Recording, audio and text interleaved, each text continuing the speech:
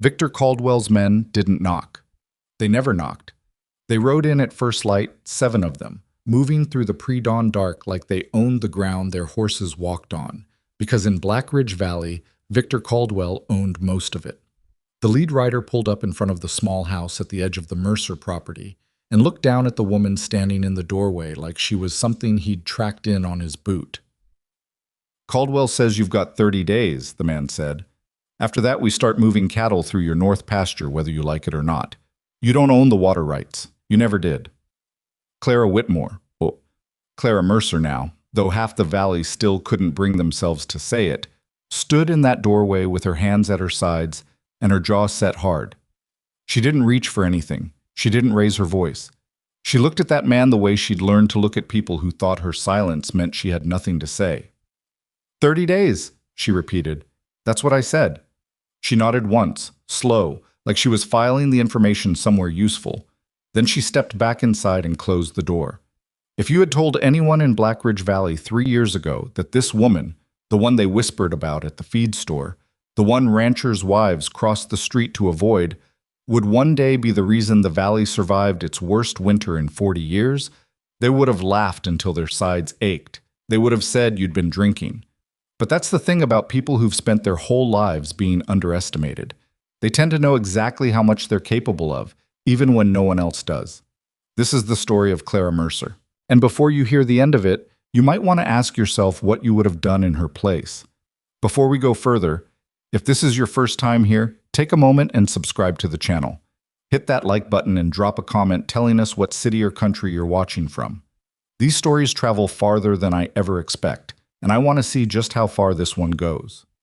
Now, let's begin. Clara Whitmore came into the world in a sod house 12 miles outside of a town that no longer exists, the third daughter of a woman who died before Clara turned 7, and a father who remarried twice and remembered his children's birthdays when it suited him. She learned early that the world was not arranged in her favor, and that waiting for someone to arrange it differently was a losing strategy. She was not beautiful in the way the valley valued beauty. Not soft-featured, not quiet-voiced, not inclined toward the kinds of conversation that made men feel they were being listened to even when they weren't saying anything worth hearing. She was angular where other women were curved, direct where they were careful, and she had a habit of knowing things that made the people around her uncomfortable because they couldn't figure out how she'd come to know them. By the time she was 24, she had been considered and passed over by more ranching families than she could count on both hands. Not because she couldn't work. Anyone who watched her for half a day knew she could outwork most men her age without raising a sweat. The problem was that she made people nervous. She saw too clearly. She said what she saw.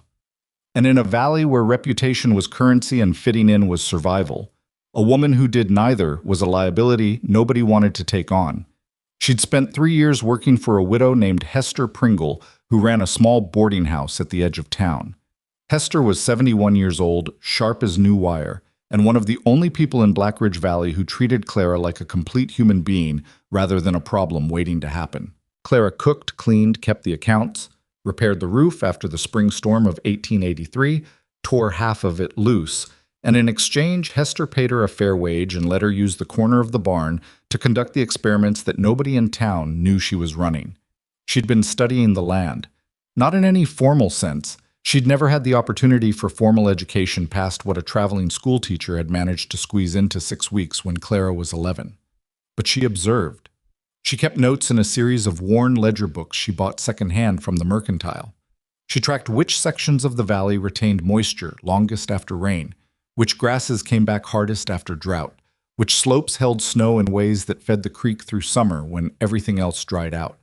She didn't know she was building something. She thought she was just paying attention. It was the only thing she'd ever been good at that nobody could take away from her.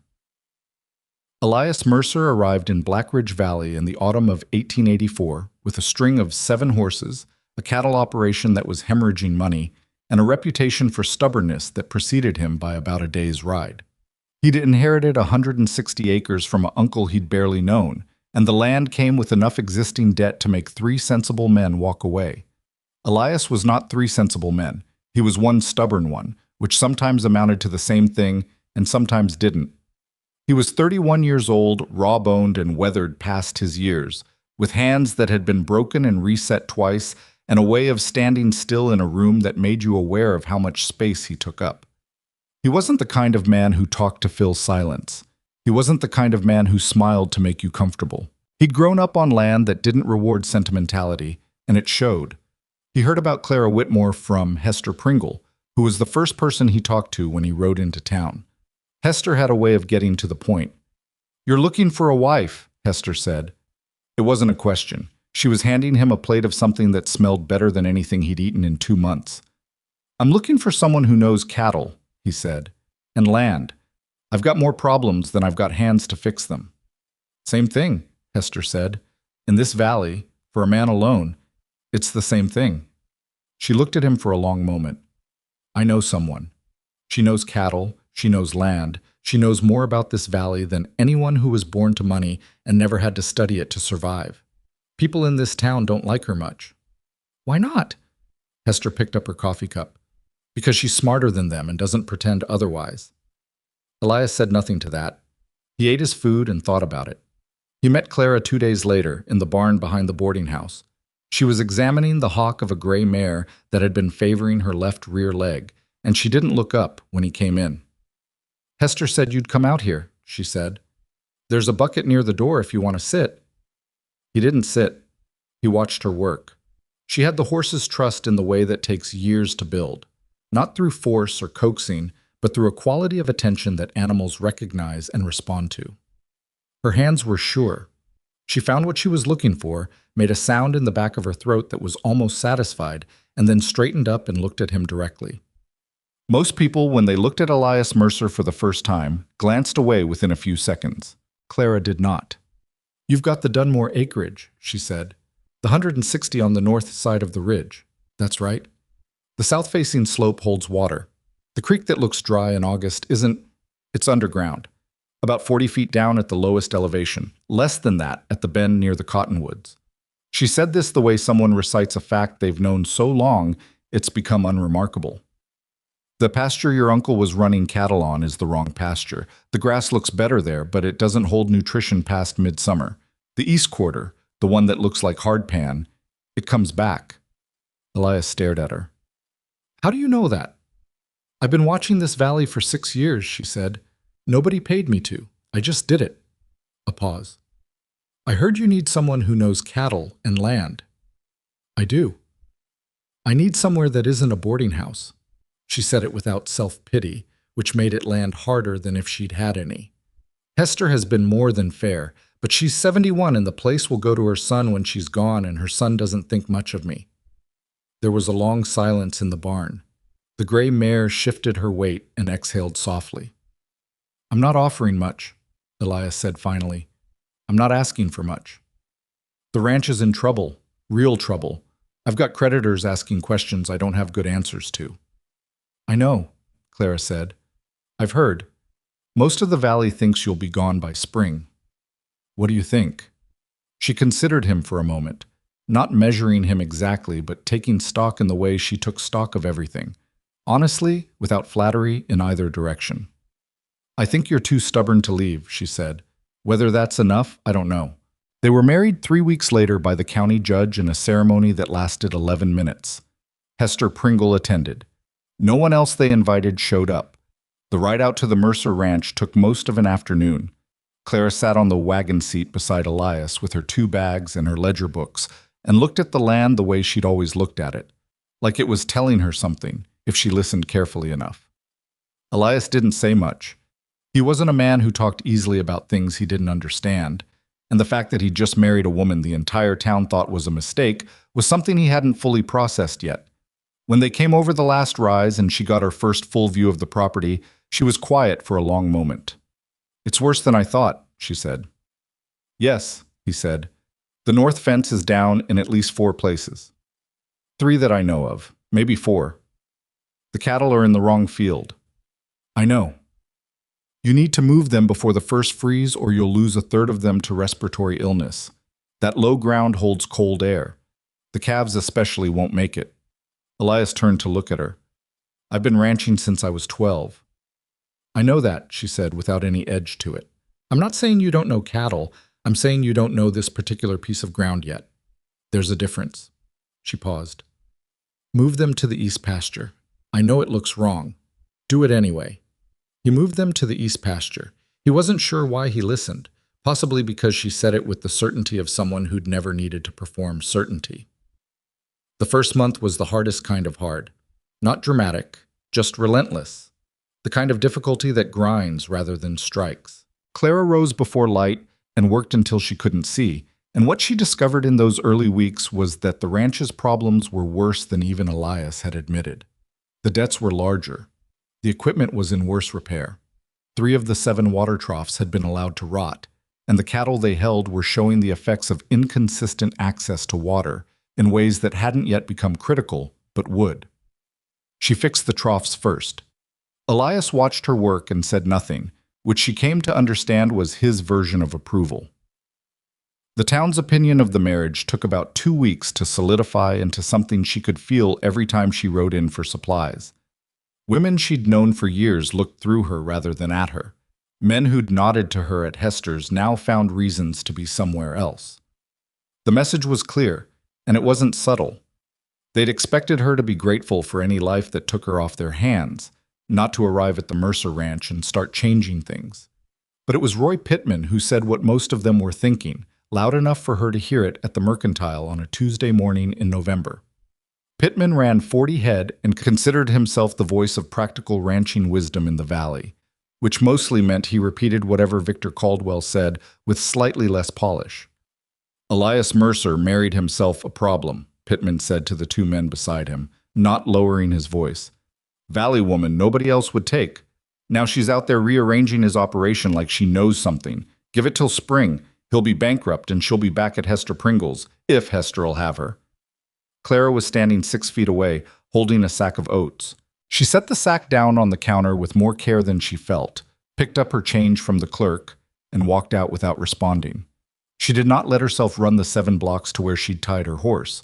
She walked every one of them. She sat on her horse outside the Mercantile for a moment, looking at the street. People moved past. Some saw her. Most arranged their eyes to miss her. She rode home.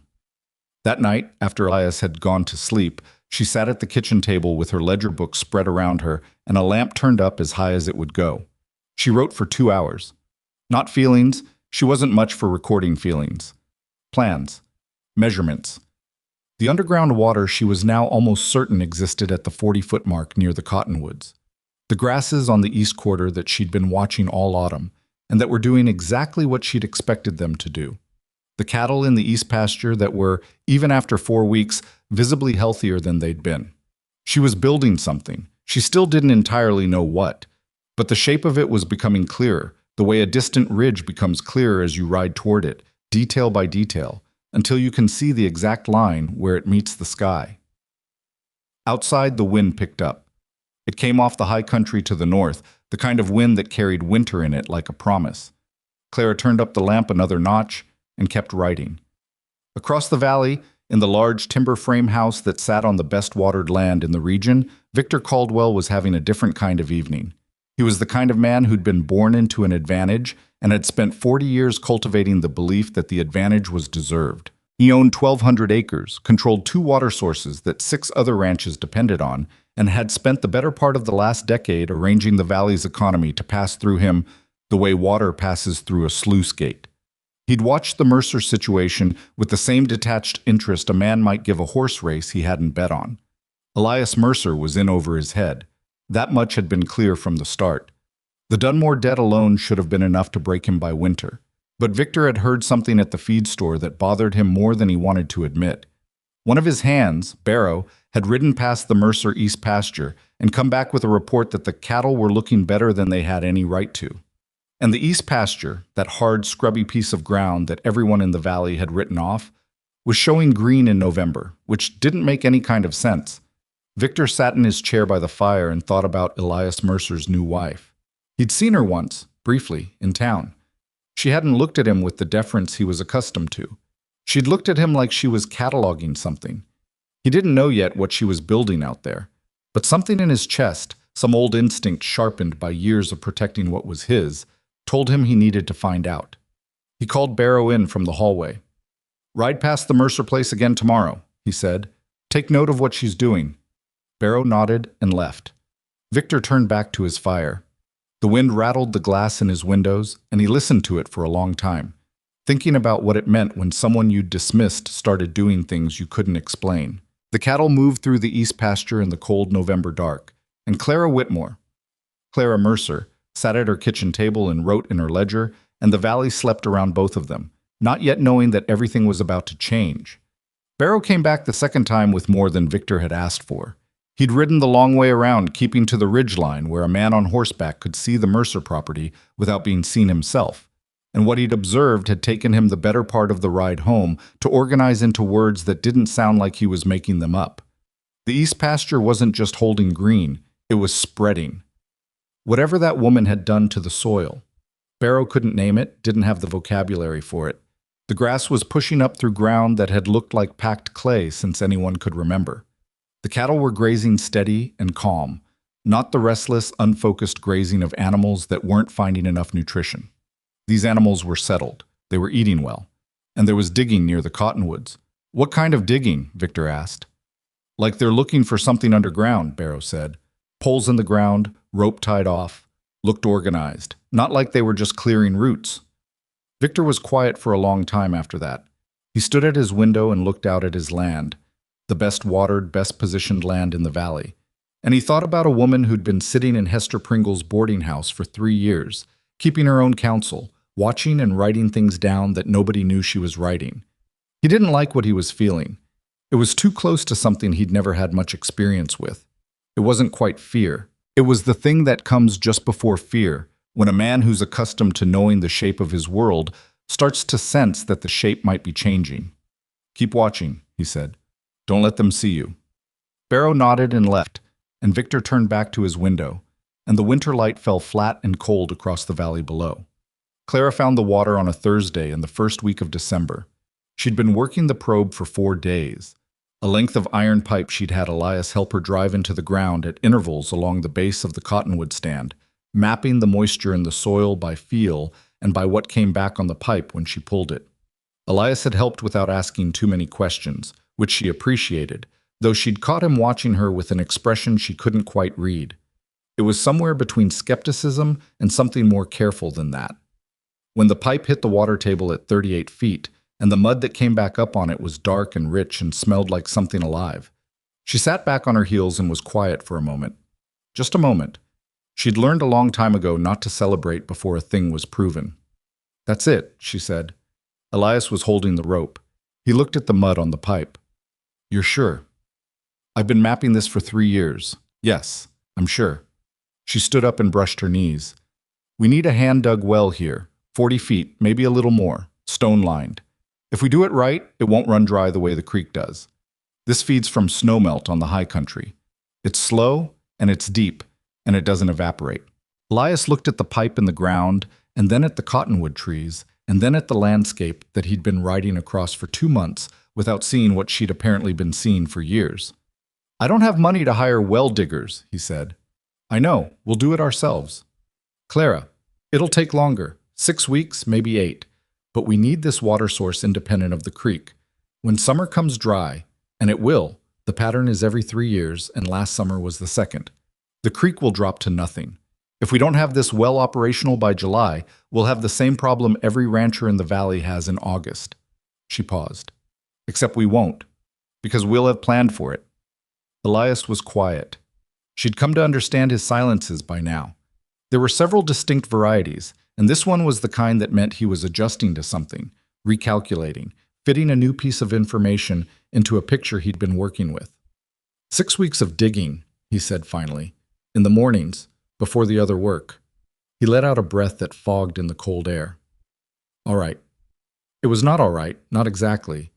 The digging was brutal in the way that sustained physical labor in cold weather is brutal. It strips the romance from hard work and leaves you with just the hard. They traded off, one digging while the other hauled, and the hole went down inches at a time through clay and gravel and a layer of something that crumbled in a way that made Elias nervous until Clara explained what it was and why it meant they were on track. The mornings were the coldest part. The afternoons were the longest. The evenings were when Clara felt it most. The deep fatigue that settles into hands and shoulders and doesn't leave, just dulls overnight and comes back sharper in the morning. She didn't say much about it. Elias didn't say much about it either. They ate dinner in the kind of tired silence that isn't unfriendly, just used up. What she hadn't told Elias, what she hadn't told anyone, was that she'd been having doubts of her own. Not about the water. She was certain about the water, but about the rest of it. About whether the scale of what she was trying to do was something two people with insufficient funds and one partially repaired fence line could actually accomplish. She lay awake some nights running numbers in her head, the kind of arithmetic that didn't come out to a comfortable answer, and she thought about Roy Pittman's voice at the mercantile and the face of the woman who'd looked through her on the street, and she felt something she didn't have a clean word for. Not defeat. She'd never been comfortable enough in her life to expect things to go well, so defeat required a fall she hadn't taken yet. It was more like a cold awareness of how thin the margin was, how little room there was for a mistake. She got up those mornings and went to work anyway. It was the only answer she'd ever found to that particular feeling. Word of the digging reached town faster than Clara would have liked. In a valley where people watched each other's land the way they watched each other's faces, looking for signs of weakness, signs of change, news traveled on the wind. By the second week of December, Roy Pittman was telling anyone who'd listen that Elias Mercer's wife had him digging holes in the frozen ground, and that the whole operation had gone from ordinary failure to active foolishness. 40 feet, Pittman said at the feed store, with the satisfied air of a man confirming his own predictions. She's got him digging 40 feet down in December, in clay. You want to know what they'll find? More clay. The men around him laughed the way men laugh when a story confirms something they already believed. The laughter got back to Elias through channels he didn't explain to Clara. He came in from the barn one evening in mid-December and stood at the kitchen door for a moment before he came all the way in, and she could see from the set of his jaw that he'd heard something that hadn't sat well with him. "Pittman's talking," he said. "I know," she said. "Says we'll find nothing but clay." "He's wrong." Elias pulled out the chair across from her and sat down heavily. He was tired in a way that showed in his face rather than just his body, the kind of tired that has questions mixed into it.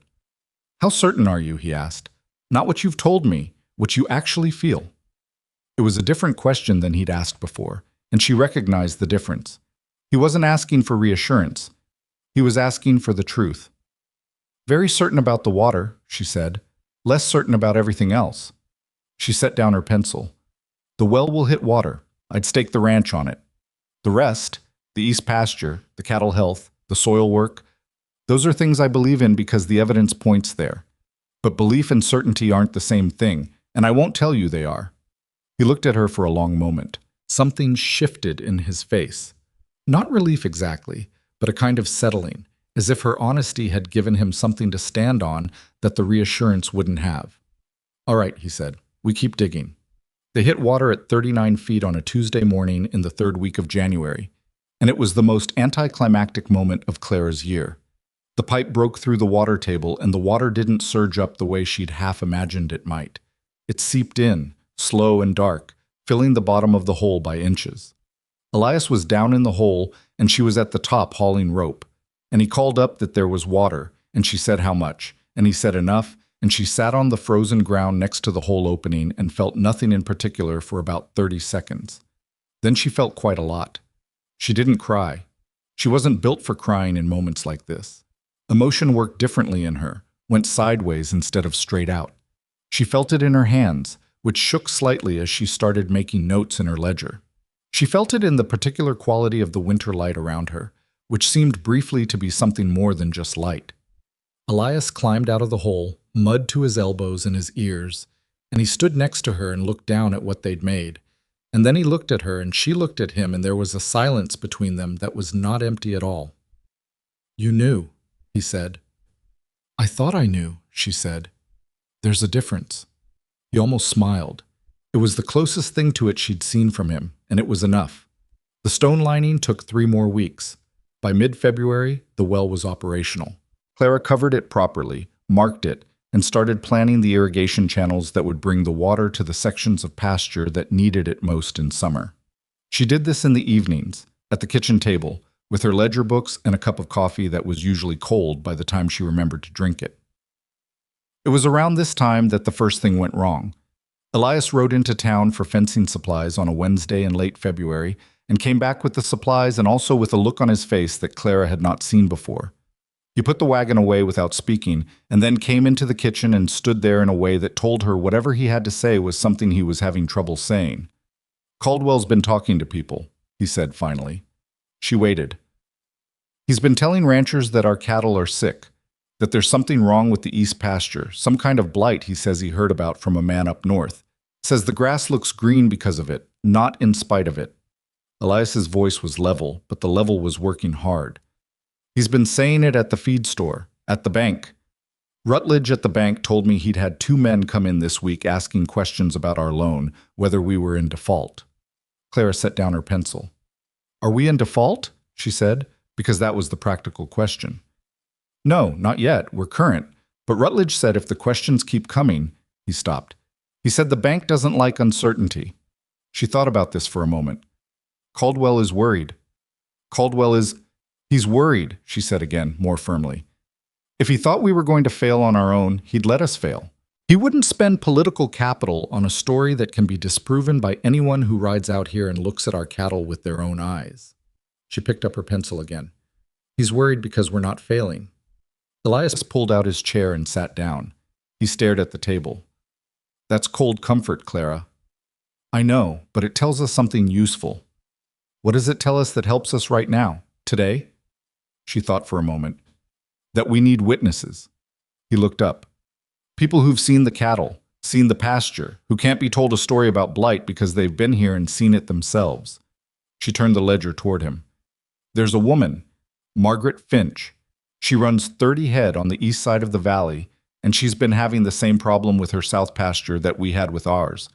I've seen it when I ride past. I know what's wrong with it, and I know how to fix it. What if I offered to help her?" "Why would she let you?" Elias said.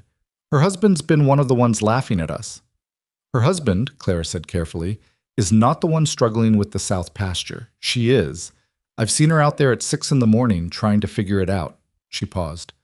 "Women who are trying to solve problems and not getting help generally understand the value of someone who actually knows the answer." Elias was quiet for a long time. Outside, the wind moved through the eaves in its February way, low and persistent. "You want to ride over there and offer to help the wife of a man who's been laughing at you?"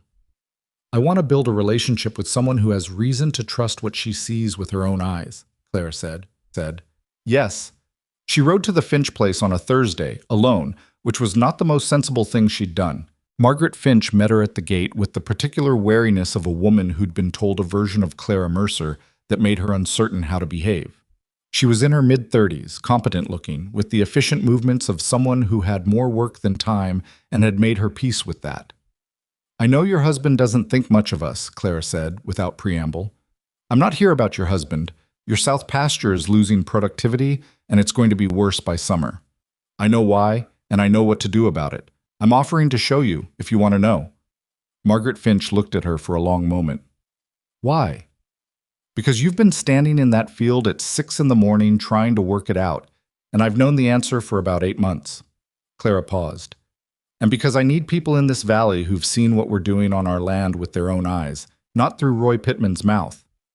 It was the honesty that did it, Clara thought later. People who are working hard and not getting anywhere tend to recognize honesty, the way they recognize water in a dry month. "Come in," Margaret said. "I'll put coffee on." They talked for 2 hours. Clara drew diagrams on the back of an old letter and explained the soil composition problem that was robbing the Finch South pasture of its productivity, a drainage issue combined with a mineral imbalance that was solvable with work, not money. Margaret Finch listened the way intelligent people listen when they're getting information they've needed for a long time. She asked 3 questions, all of them good ones. "How long have you known about this?" she asked at one point. "I started noticing the signs about a 1.5 years ago," Clara said, "before I was at the Mercer place." Margaret looked at her steadily. "And nobody asked you?" "Nobody asked," Clara agreed. Margaret was quiet for a moment. Then she said, "Jim is going to say I shouldn't have talked to you. Probably. He'll say Caldwell told him there's something wrong with your east pasture." There's nothing wrong with it. Ride over any time. Bring Jim if you want. Bring anyone. Clara stood and gathered her diagrams. What I told you about your south pasture, use it or don't, that's up to you. But it's right. She rode home. The visit felt fragile, like something that might not hold. But it was something. What she didn't know, riding home in the February cold, was that Victor Caldwell's man barrow had watched her arrive at the Finch place and watched her leave, and had ridden back to Caldwell's that same afternoon with a report that made Victor stand up from his chair. She went to the Finch woman, Barrow said. Stayed 2 hours. Victor said nothing for a moment. He walked to the window. His reflection looked back at him from the dark glass. A man who'd built something large and was beginning to feel, for the first time in memory, that something large required defending. She's building alliances, he said. Barrow didn't have much to add to that. Find out who else she's talking to, Victor said, and get me Pittman. Tell him I need to speak with him about the Mercer situation. Pittman arrived at Caldwell's that evening with his hat in his hands and that particular expression of a man who is trying to look like a peer while feeling like a servant. Victor offered him whiskey and the kind of comfortable chair that implied they were equals, which they were not. I need the talk about blight to spread more specifically, Victor said, not just at the feed store. I need it at the bank, at the land office. I need someone to mention it to Rutledge directly, not as a rumor, as a concern, as something that warrants looking into. Pittman's eyes shifted. What kind of looking into? The kind where a man from the bank rides out to assess the collateral on a loan and finds reason for concern about its viability. That could push them into default. It could, Victor said, without visible feeling about this. Or it could convince them to sell before they reach that point. Either way, the problem solves itself. Pittman turned his whiskey glass in his hand. What's in it for me? Victor looked at him for a moment with the steady gaze of a man who finds the question slightly tiresome. First access to the water rights on the Dunmore property, he said. If it comes to that. Pittman nodded. He didn't look happy about it, but he nodded. The thing about corruption, Clara had come to understand, was that it was rarely dramatic. It didn't arrive on horseback in the middle of the night. It moved through conversation, through suggestion, through the slow drift of information that had been slightly altered in the passing. It worked in the spaces between things, in the pause before someone said yes, and in the reasons they eventually said no. She didn't know what had been said at the bank exactly. What she knew was that Elias came home from a supply run in early March and told her that Rutledge wanted to meet. Not that there was a default, not that there was an immediate problem, just that the bank wanted to review the terms of the loan. That's not routine, Elias said. No, she agreed. Someone said something to him? Yes. They sat with that for a moment. What do we bring him? Elias asked. She'd been thinking about this, she realized, for longer than she knew the meeting was coming. Some part of her had understood that the bank would become a point of pressure, that it was too obvious a lever for Caldwell not to reach for. She opened her ledger to a section she'd been building since January, a careful record of the changes on the ranch, with dates and measurements. The weight of the cattle at intervals, which showed a consistent improvement. The grass coverage in the east pasture, mapped by week. The water table depth at the well site, marked and witnessed. We bring him this, she said. Elias looked at the ledger pages. Numbers. Witnessed numbers. Margaret Finch came out 2 weeks ago with her husband. Jim Finch didn't want to come, but he came. He saw the cattle, he saw the pasture, he signed his name to an observation. She turned a page. Hester Pringle rode out last week. She's known in this valley for 40 years, and her word means something. She looked at Elias. I've been building a record, not because I knew we'd need it this soon, but because evidence is the only thing that doesn't drift when people start talking. Elias was quiet, reading through the pages. He was a slow reader. He'd told her that early on, without embarrassment, and she'd never made it a thing. And he moved through the entries with care. When he finished, he closed the ledger and looked at her. You've been doing this since we got married, he said. Since before, she said. The valley data goes back 6 years. He was quiet again. Why didn't you tell me you were keeping this kind of record? She thought about how to answer that. Because I've learned that what I know doesn't help until someone needs it, she said finally. Telling you I was keeping records would have been me asking you to trust something you had no reason to trust yet. Now you have a reason. It wasn't quite right what she'd said. The fuller truth was that she'd learned over years of being dismissed to keep her knowledge close, to protect it the way you protect anything valuable that people have shown a willingness to take from you. She wasn't sure Elias was ready to hear that part yet, and she wasn't sure she was ready to say it. The meeting with Rutledge happened on a Thursday in the second week of March, and Clara went with Elias, which was not the custom. Rutledge was a careful man in his 50s who'd been running the Blackridge Bank for long enough to have seen most things, and was therefore less easily surprised than most. He looked at Clara when she came in with the kind of look that took stock without being unkind, and then he looked at the ledger she set on his desk. He read it slowly. He asked 2 questions. He looked at Margaret Finch's husband's signature for a long moment. "Jim Finch signed this," he said. "He was on the property," Clara said. "He saw what he saw." Rutledge looked up. "Jim Finch doesn't typically speak well of your operation." "He didn't speak well of it before he came out," Clara said. "He came out, he saw it, and he signed his name to what he observed. He didn't have to. He did it because the observation was accurate, and he's an honest man." A pause. "I think you know the difference between a man whose mind has been changed by evidence and one who's been paid to say something."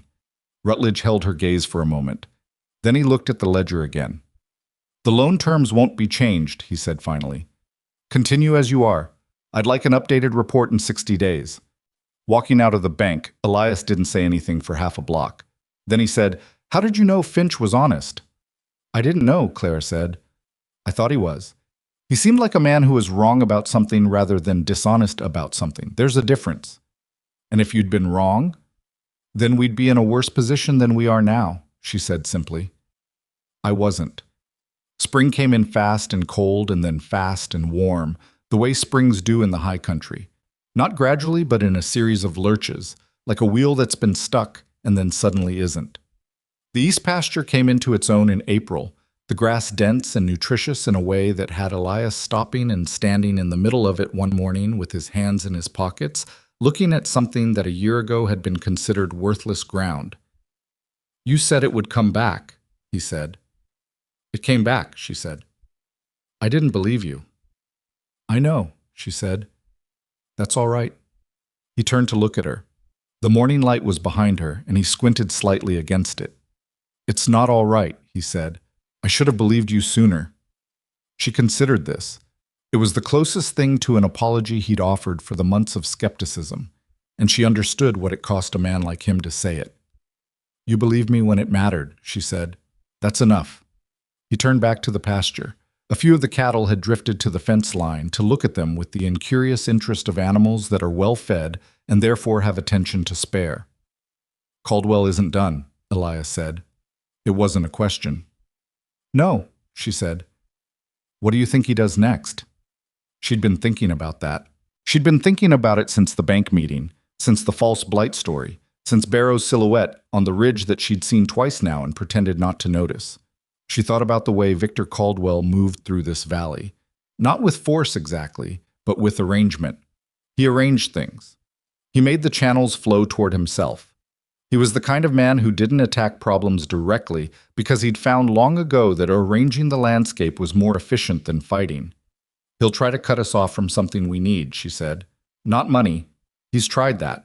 Supply chain, maybe. Or the summer grazing allotment. He controls the access road to the North Range. If he can argue we don't have right-of-way, we have right-of-way. It's in the title." "Titles can be questioned," she said. "Documents can be disputed. If he puts a lawyer on it and floods the land office with paperwork, we spend time and money fighting it that we don't have." She looked out at the pasture. "He doesn't need to win. He just needs to slow us down long enough for something else to go wrong." Elias was quiet.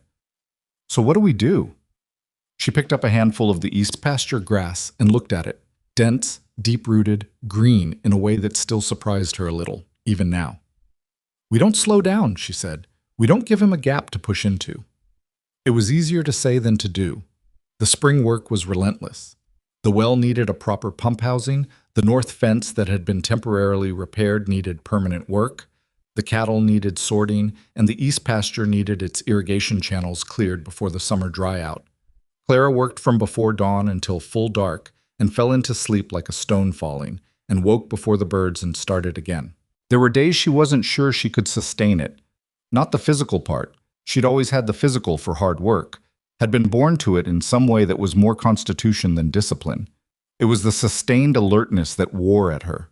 The need to keep track of too many things at once, to hold the whole of what she was trying to build in her head and not drop any of the pieces, not let any of the plates stop spinning.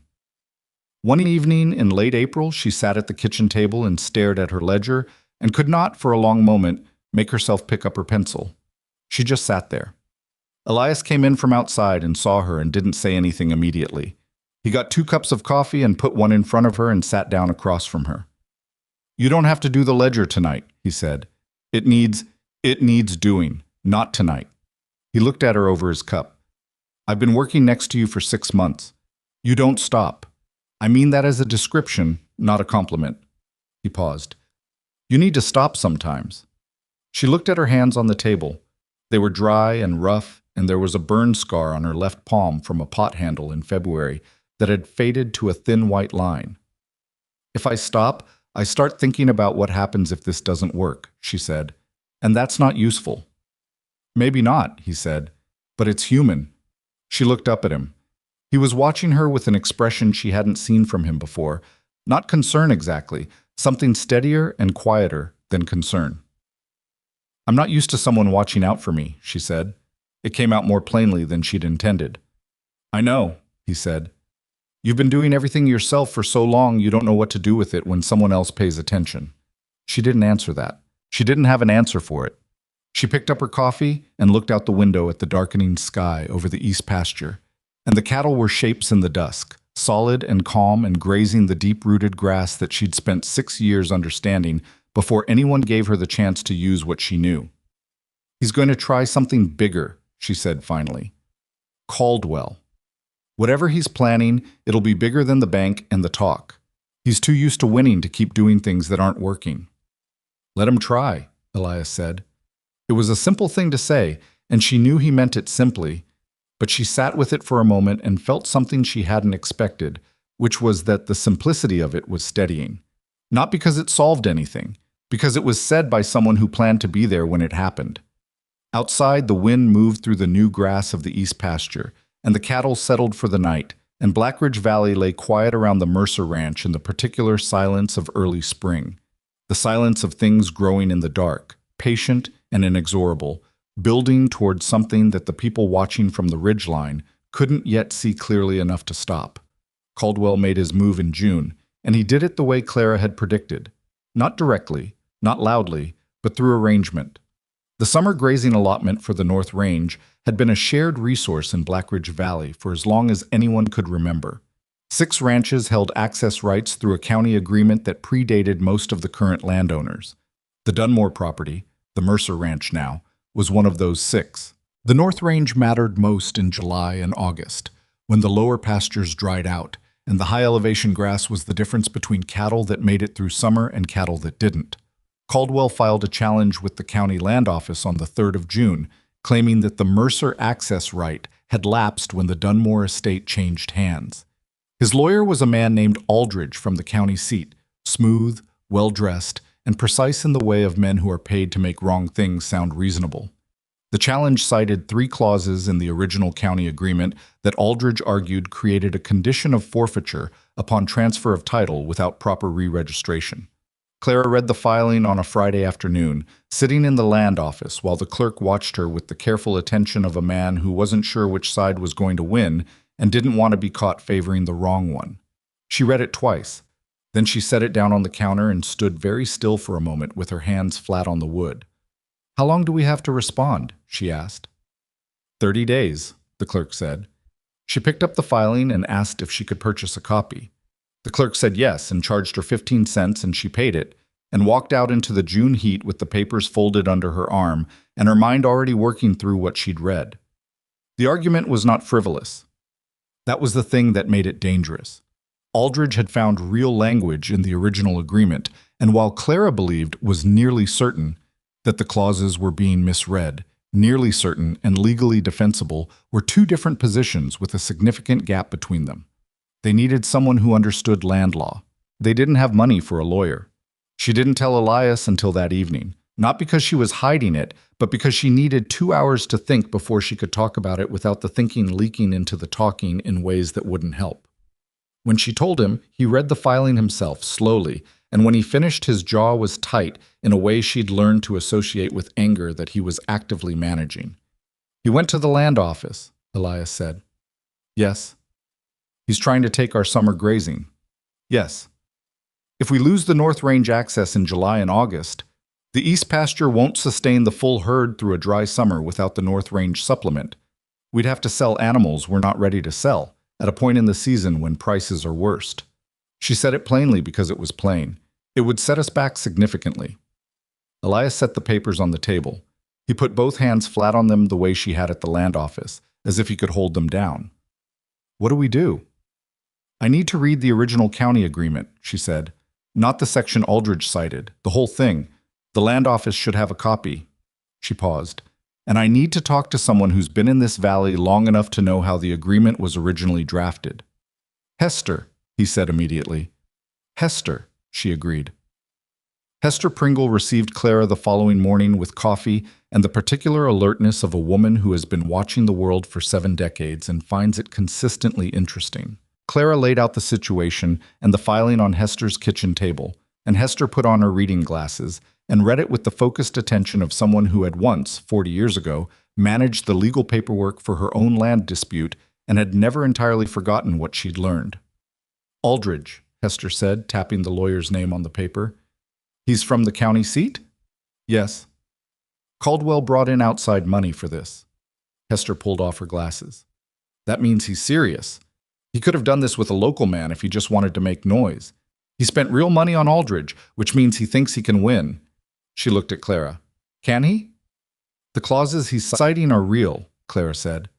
But the interpretation is wrong.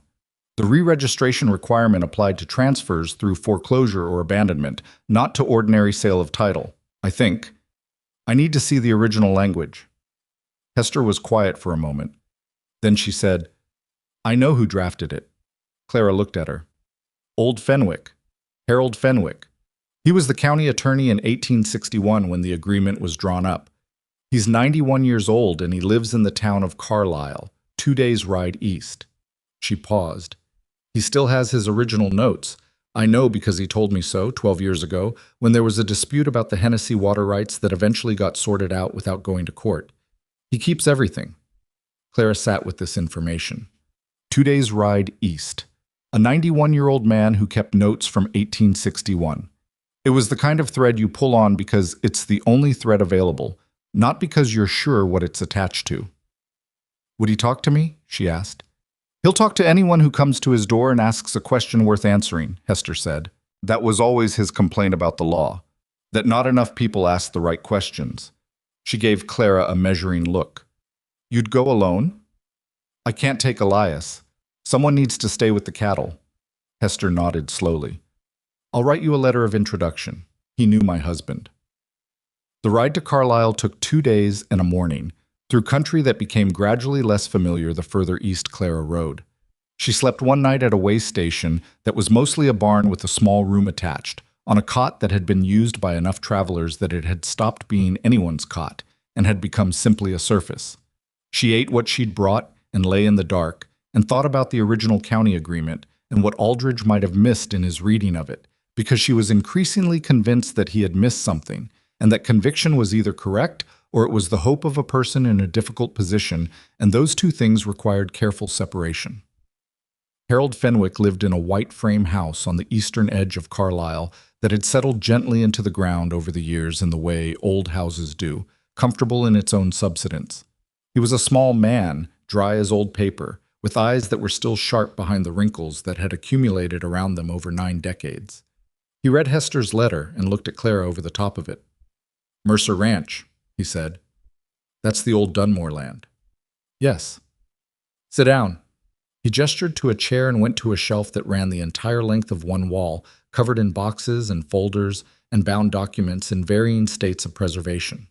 He moved along it with the confident specificity of a man who knew exactly where everything was and didn't need to search. He pulled a thick folder from the third shelf from the bottom and brought it to the table. The 1861 agreement, he said. I kept a full copy with my working notes. He opened it and turned pages with care, not from fragility, but from respect for the document. He found what he was looking for and turned the folder toward her. Read the third paragraph of section 7. She read it. Then she read it again. The language was clear, once you saw it whole, rather than in the fragments Aldridge had cited. The re-registration requirement applied specifically, the word was specifically, underlined in Fenwick's original annotations, to transfers resulting from legal action, foreclosure, or abandonment of claim. Voluntary sale of title carried automatic inheritance of all rights, access easements, and county agreements, provided the new owner filed a standard deed registration with the land office within 90 days of transfer. We filed the deed registration, Clara said. Her voice was very level. Within 60 days of the sale. Then the challenge has no standing, Fenwick said simply.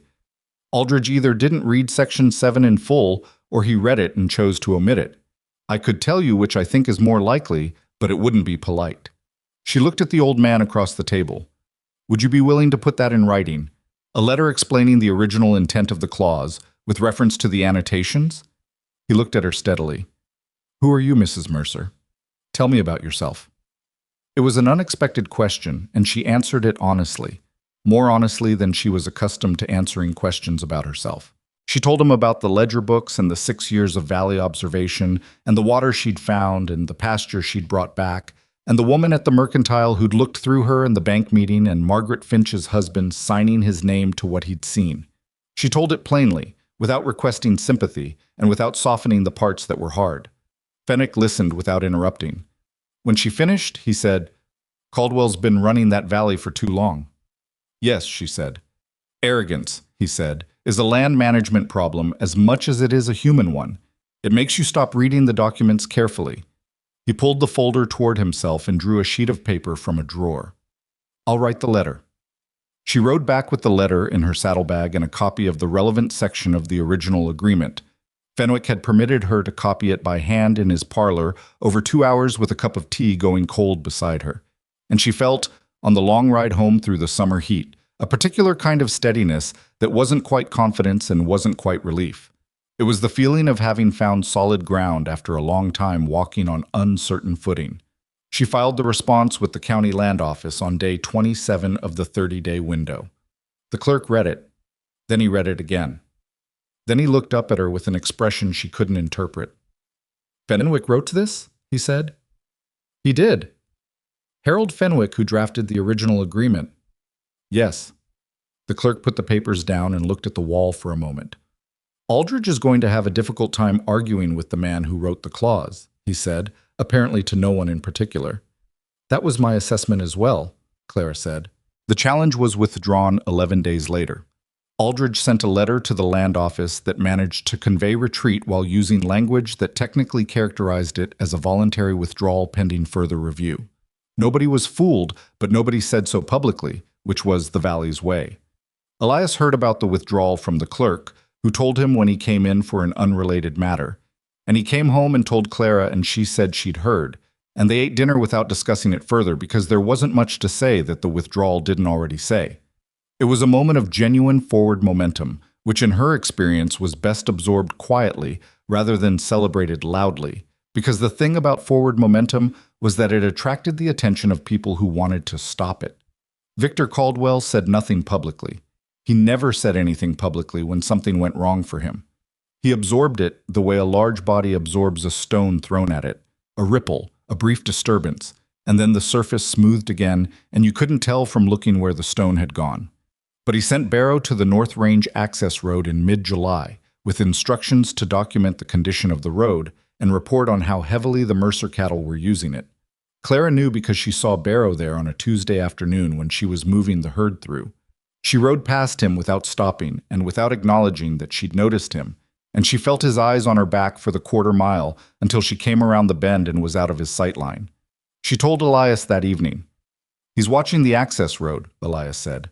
He's cataloging our use of it, she said, building a record of his own. If he finds another legal angle to challenge it, a different clause, a different argument, he wants to know exactly what he's dealing with. What do we do? We use the road exactly as we're entitled to use it, she said. No more, no less. We document our own use. She was already opening the ledger. Dates, head count, times.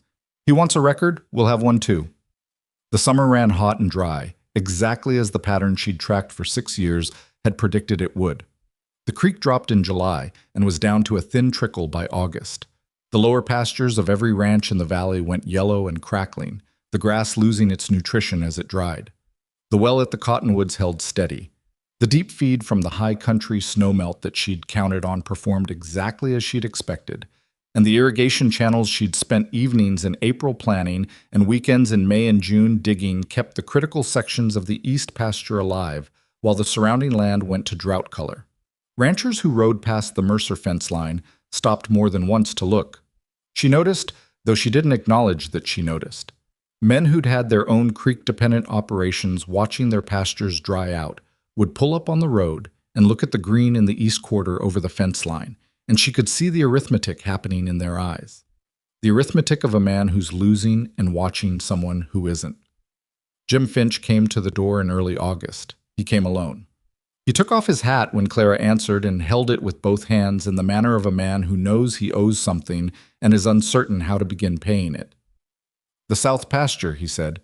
"You told Margaret what to do with it." "Yes," Clara said. "She did it. Not all of it. We didn't have time to do all of it before the dry came. But what she did made a difference." He looked at his hat. "I want to know the rest of what you told her." Clara looked at him for a moment. He was a man in his 40s, with the sun-weathered, work-worn look of someone who had never had things easy and knew it and had made his peace with that. He wasn't a bad man. He'd been wrong about her, which was not the same as being bad. "Come in," she said. "I'll get the ledger." They spent 2 hours at the kitchen table, Clara walking him through the soil composition analysis she'd done on the Finch South pasture during the years she'd spent watching the valley's land before anyone gave her a place to stand on it. Jim Finch listened the way he probably listened to most things, carefully, with a slow nod when something landed without much expression on his face. At one point she said something about the drainage issue, and he said, "I always thought that was just the way the land sat." And she said, "It is the way the land sits, but the way the land sits can be redirected." And he looked at her and she could see him recalculating. When she finished, he was quiet for a moment. Then he said, "I've been saying things about you in town. Things I said because Caldwell's man Pittman was saying them, and I didn't have any reason to think differently at the time." He paused. "I had a reason. I just wasn't looking at it." It was more of an apology than she'd expected from him, more of one than she'd expected from most people. "You came here," she said. "That's enough." He nodded. He stood up and put his hat back on. At the door he stopped and turned back. "The North Range Challenge, that was Caldwell." "Yes," she said. "People know that," he said. "Maybe not all of them yet. But Rutledge at the bank said something to my brother last week about how the challenge was withdrawn. He said it in a way that made clear he didn't think much of it being filed in the first place." He paused. "Caldwell's been doing things like that for a long time. People have let him because he controlled enough of what they needed. But a man who loses 2 moves in a row..." He stopped himself. "It was good talking to you, Mrs. Mercer." He left. Clara stood at the door and watched him ride away, and she turned what he'd said over in her mind. A man who loses 2 moves in a row starts to look like a man who can be beaten, and a man who can be beaten changes the calculations of everyone watching. The drought broke in the second week of September with a storm that came in fast from the northwest and dropped rain in 4 days than the valley had seen in 3 months. The creek came back hard and high, running brown with the first rush of it before it cleared. The pastures that had gone to drought color began their recovery, slow and patchy, the green pushing back up through the yellow like something remembering what it was supposed to be. Clara was in the North Range when the first serious weather came in, moving the cattle to higher ground before the creek crossing became dangerous. The rain hit while she was still in the saddle, hard and cold and sideways, and she worked for 2 hours in it, wet to the skin within the first 15 minutes, and past caring about it after that. The cattle were difficult in the early rain. They always were, spooked by the change in the air pressure before the storm broke. And she lost 2 hours she hadn't planned to lose getting them where they needed to be. She was coming back down the ridge in the tail of the storm, the rain letting up to a gray drizzle when she saw the smoke. It was coming from the direction of the ranch, and it was too much smoke for the stovepipe. She was moving before she'd fully processed what she was seeing, the horse reading her urgency and responding to it, and she came over the last rise and down to the fence line and saw that it was the feed barn. Not the house, not the cattle shelters. The feed barn, which held 6 months of stored hay and grain, most of their winter feed supply, the supplies they'd been building since June against the coming cold season. Elias was already there with the well bucket, and she knew from the way he was standing, not running, not throwing water, that it was already past saving. The barn was gone, essentially. The structure was still there, but what was inside it was burning with the particular vicious efficiency of dry hay in an enclosed space, and there was nothing that could be done about it now that it had reached this point. She rode up beside him and stopped, and they stood there together in the rain that was too late, and watched what 6 months of preparation turned into in a matter of hours. "How did it start?" she asked. Her voice was flat. She wasn't in shock exactly, but she was in the place adjacent to it, where information processes slowly. "I don't know," Elias said. "I was in the house when I smelled it. It was already into the walls by the time I got out here." She looked at the fire and then at the ground around the barn. The rain had made the mud clear in certain ways. She got down from her horse and walked the perimeter without explaining what she was doing, and Elias watched her without asking. She found what she was looking for on the east side of the barn, away from the house, away from the road.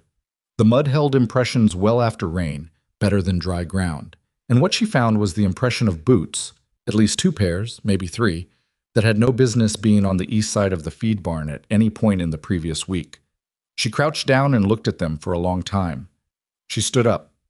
She went back to Elias. "This wasn't an accident," she said. He looked at her.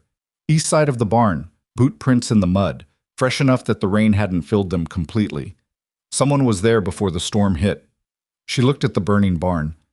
"Someone who knew we'd be away from the property this afternoon. Someone who knew I'd be on the North Range moving cattle." Elias was quiet for a moment. His jaw had that look again, the one that meant the anger was working very hard to stay managed. "Barrow," he said. "Or men like him," she said. "We can't prove it was Barrow specifically. He was watching us. He knew our patterns." "Yes." The words sat between them in the rain and the smoke.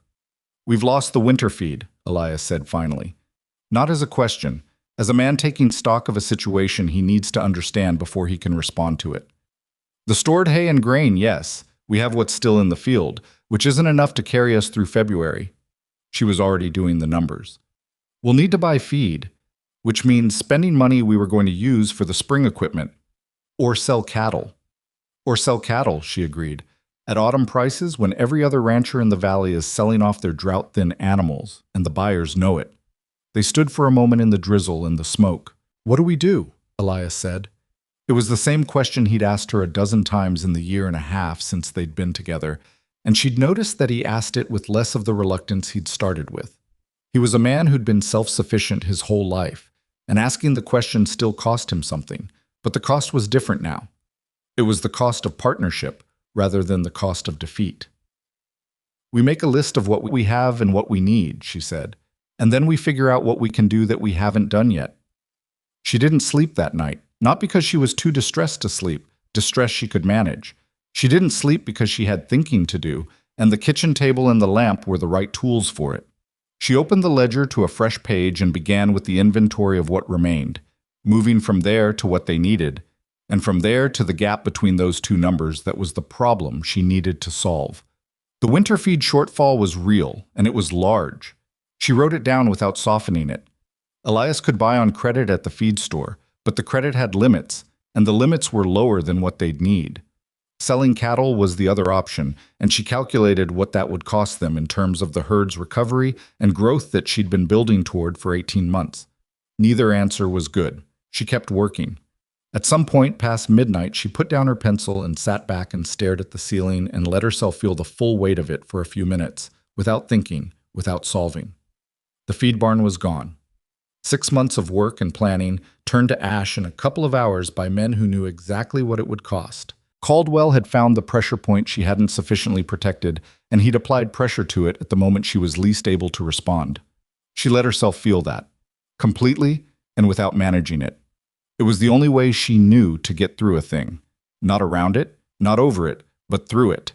So that when you came out the other side, you'd actually moved past it rather than just pretending to. Then she picked up her pencil and kept working. By 3 in the morning, she had something, not a solution, not yet, but the outline of one. It required 2 things she didn't currently have: a partnership arrangement with at least 2 other ranchers for shared winter feed purchasing, which would lower the individual costs significantly, and a short-term commitment from someone with purchasing power at the county feed depot, which would require a conversation she hadn't had yet. Jim Finch. She wrote his name on the page and stared at it. He'd come to her table 8 weeks ago with his hat in his hands and left with information that was worth real money to his operation. He told her that people were beginning to notice that Caldwell's moves weren't landing. He was a man who, if not her ally exactly, was at least no longer her opponent. And Margaret Finch's brother-in-law, she'd learned recently, managed the purchasing for 3 ranches in the Eastern Valley and had an arrangement with the county depot that got him better prices than any individual buyer could access. She wrote 2 more names on the page. She blew out the lamp at 4 in the morning and went to bed for 2 hours. When she got up, the burn smell was still on everything and the east horizon was going to gray, and she dressed and put her boots on and stood in the kitchen for a moment before she went to wake Elias. "I need to make some visits today," she said. He was sitting on the edge of the bed, rubbing his face, working toward a wake. He looked up at her. "Tell me," he said. She told him. He listened without interrupting. When she finished, he sat quietly for a moment. "You think Finch will go in with us on a shared purchase?" "I think he owes me something, and he knows it," she said. "And I think the math makes sense for him independent of owing me anything, which is the stronger argument." "And the depot arrangement. Margaret's brother-in-law is named Deacon. I've never met him. I have no standing with him." She paused. "But Hester Pringle has. She knows everyone in this county who's been around long enough to matter." Elias looked at her. "You've been up all night." "Yes." "You worked this out between midnight and 4 in the morning." "Between midnight and 3, she said. "I slept an hour after." He was quiet for a moment. Then he said, "Clara." She waited. "He's not going to stop," Elias said. "Caldwell. Even if this works, the feed arrangement, Deacon, all of it, he's going to keep coming at us." "I know," she said. "So what's the end of this? What does it look like when it's over?" She'd been thinking about that too. Not just for the past 3 hours, for months. Since the bank meeting, since Fenwick's letter, since the boot prints in the mud on the east side of the barn. She'd been thinking about what kind of ending was actually possible for a man like Victor Caldwell, a man who'd arranged an entire valley to his benefit, and who had the resources and the will to keep arranging it as long as he was left to do so. "He makes a mistake," she said, "a real one, not a setback, an error that he can't explain away, that people in this valley can see clearly and can't be asked to reinterpret." She looked at the window, at the first gray light coming over the ridge. "He's been pushing at us for a year. He burned our feed barn. That's a crime.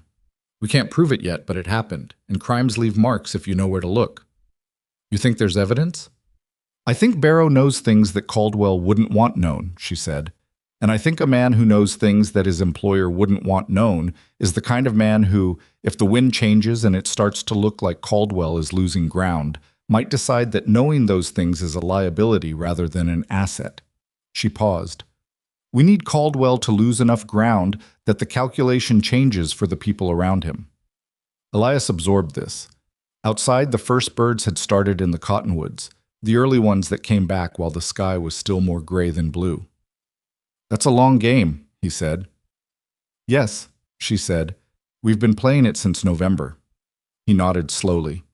He stood up from the bed and went to get his boots. She was already at the kitchen table, opening the ledger to the page with the 3 names on it, planning the order of visits, calculating what she needed to say to each person and what she needed from them and what they were likely to want in return. The burned smell had seeped into the kitchen overnight. She noticed it again sitting there. The particular char of destroyed hay, months of work, the smell of something deliberate and cold-blooded disguised as accident. She noticed it and wrote around it, her pencil moving steadily across the page in the early morning light, building the next thing out of the wreckage of the last. Jim Finch said yes before Clara finished explaining. She hadn't expected that. She'd prepared for negotiation, for the careful back and forth of two people working out what each one needed before arriving at something they could both agree to. She'd sat on her horse in the Finch yard with her plan organized in her head, the math laid out. The argument for why shared purchasing at the county depot made sense for both operations. And Jim Finch had listened for about 4 minutes and then said yes. "I know what that barn going up cost you," he said. He was leaning on the fence post with his arms crossed, looking at the middle distance the way men look when they're thinking about something that makes them uncomfortable. "I heard about it the next morning. Pittman was at the feed store saying it was careless storage of lamp oil." He paused. "Pittman says a lot of things." "He does," Clara said. "My wife told me what you said, about Caldwell being worried because you weren't failing." He looked at her directly. "I think she was right, and I think the barn wasn't lamp oil." Clara didn't confirm or deny it. She didn't need to. "The shared purchasing arrangement," she said. "The math benefits both operations. If your brother-in-law Deacon can get us into the depot pricing—" "He can," Finch said. "I'll talk to him today." He pushed off the fence post. "Clara." She waited. "I should have come out to your place sooner, before August. Before the barn." He said it without flourish, in the flat, direct way of a man who doesn't give apologies easily and therefore doesn't dress them up when he gives them. "That's on me." "You came when you came," she said. "That's enough." She rode to Hester's next. Hester already knew about the barn. Hester always seemed to know things before Clara got around to telling her, through channels that Clara had long since stopped trying to trace. The old woman was sitting on her porch in the September morning with her coffee and her blanket and the expression of someone who has been doing a particular kind of waiting. "Deacon Finch," Clara said, settling into the chair Hester had pulled out for her. "I need an introduction." "I know," Hester said. "I wrote the letter last night." She picked up an envelope from the small table beside her and held it out. "He's at the depot Tuesdays and Thursdays. He's a practical man, not a warm one, so don't waste time on pleasantries. Show him the numbers." Clara took the letter. She looked at Hester for a moment. "You wrote it last night." "I heard about the barn by supper time," Hester said. "I knew you'd come." "Did you know what I'd ask for?" Hester sipped her coffee. "You always know what you need," she said. "You've just had to wait a very long time for anyone to listen." Clara rode to the county depot on Thursday with Hester's letter, her ledger, and the numbers she'd worked out between midnight and 3 in the morning 2 nights before. Deacon Finch was what Hester had described, a compact, businesslike man in his late 40s who read Hester's letter once and then set it aside and looked at Clara with the neutral assessment of someone who deals in quantities and prices rather than personalities. "Show me the numbers," he said. She showed him the numbers. He looked at them for a long time without speaking. She let him. She'd learned that silence in negotiations was not her enemy. It was the space where the other person did the work she needed them to do. 3 operations, he said finally. Mercer, Finch, and who else?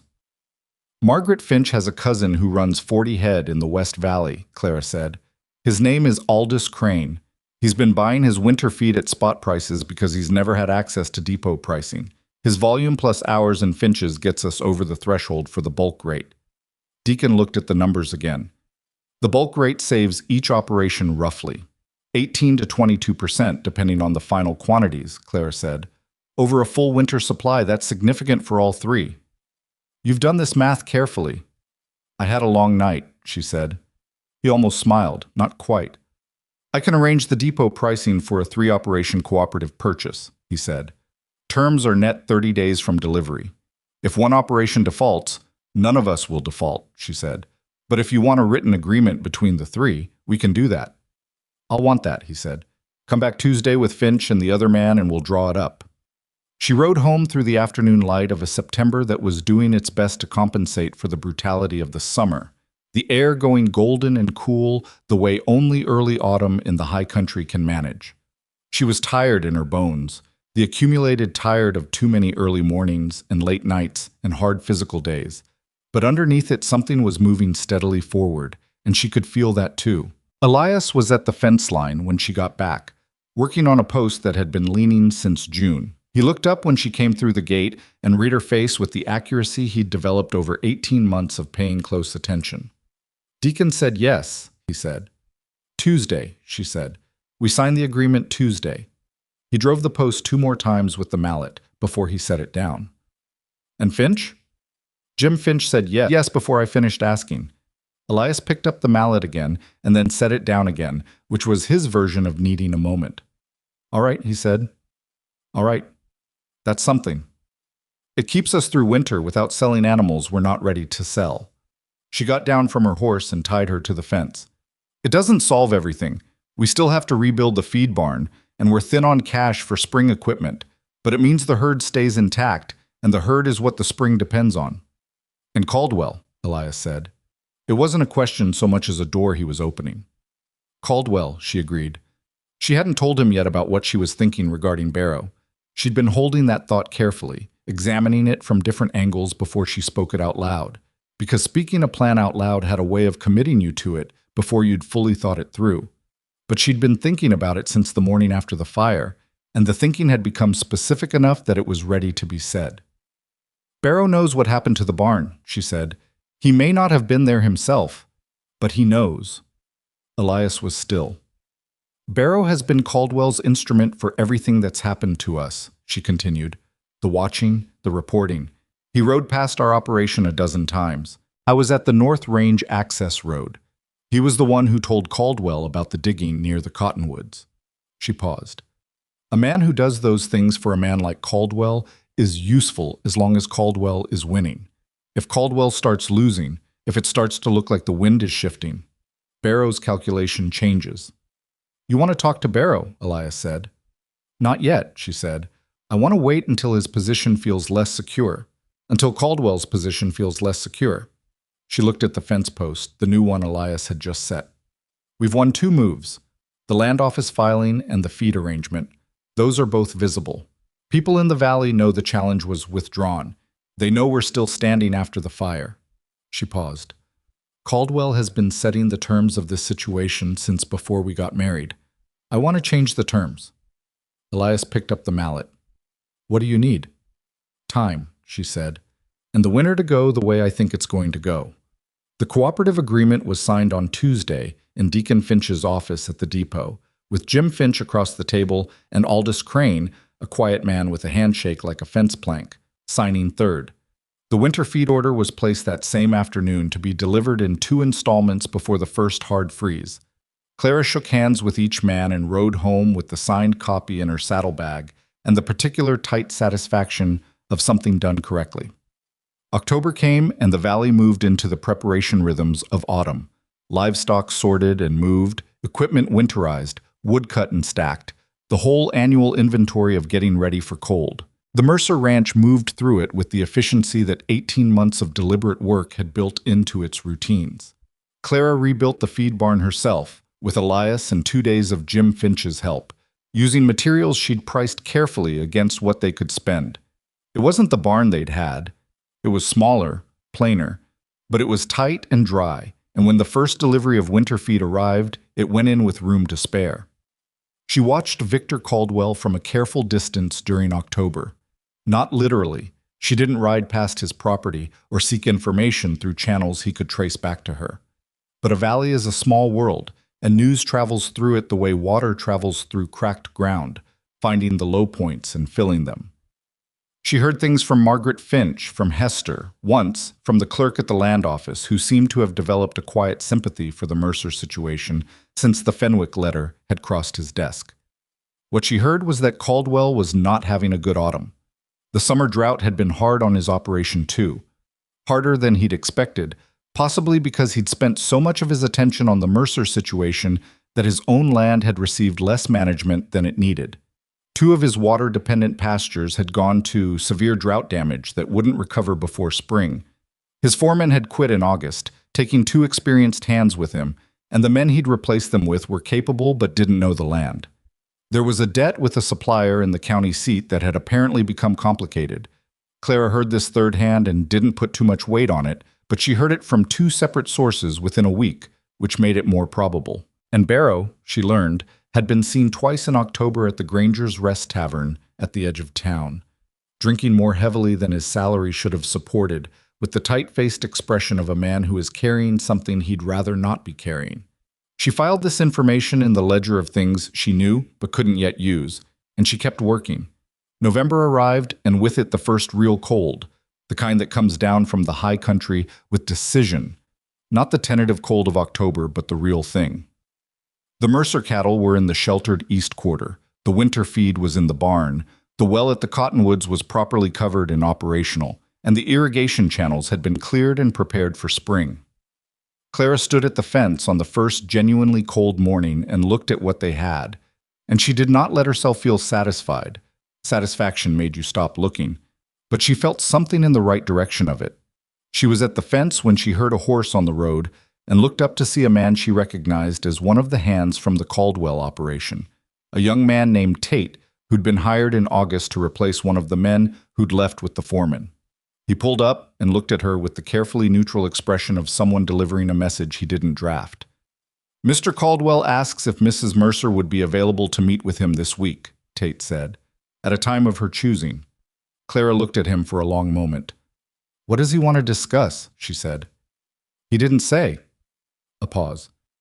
"He said it was regarding the future management of water resources in the valley, that it would be mutually beneficial." She kept her face neutral.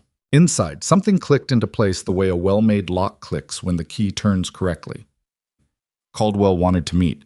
Caldwell, who had never in his life had any reason to seek out the woman everyone had dismissed, was sending a messenger to ask if she was available at her convenience. "Tell Mr. Caldwell I'm available Friday morning," she said. 10 o'clock. At the Blackridge Land Office. Tate blinked. "He suggested his property, ma'am. More comfortable." "The land office," she said. 10 o'clock Friday." The young man nodded and turned his horse and rode back up the road. Clara watched him go and then turned back to her fence and stood there in the cold morning air and thought about what it meant that Victor Caldwell had blinked first. She told Elias that evening, and he was quiet for a long time in the way that meant he was working out implications. "He's in trouble," Elias said. "He's in some kind of trouble," she agreed. "I don't know how much yet." "Why the land office? Why not here?" "Because I don't want him in our house," she said simply, "and because the land office is a place of record. Anything said there carries a kind of weight that a conversation in someone's parlor doesn't." Elias nodded. "What do you think he wants?" "He wants to talk about the water," she said. "He controls the main surface water sources for the valley. We've shown we have an independent water source. He's looking at what that means for his leverage."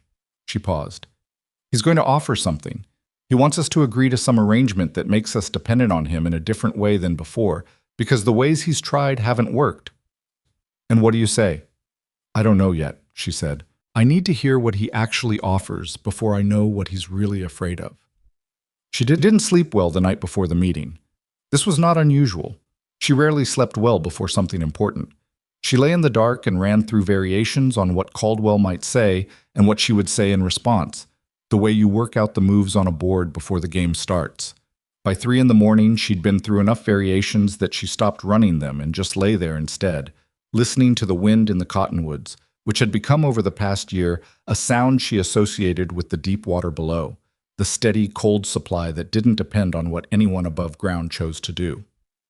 Elias went with her to the land office. He didn't say he was coming.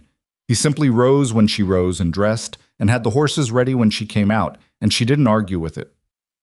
Victor Caldwell arrived at the land office at 5 minutes past 10, which was probably calculated. A man who'd controlled this valley for a decade didn't arrive on someone else's schedule without making some small assertion of his own. He was dressed well, as always, and he carried himself with the practiced ease of someone who'd spent 40 years ensuring that rooms arranged themselves around him. He was also, Clara noticed immediately, looking at her differently than he ever had before. Not with respect exactly. Men like Victor Caldwell typically arrived at respect for women through a long and reluctant journey, if they arrived at all.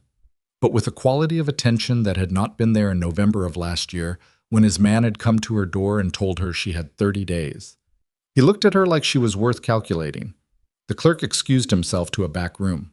The 3 of them, Caldwell, Clara, Elias, sat at the long table in the front office, with the county map on the wall behind them and the November light coming flat and gray through the windows.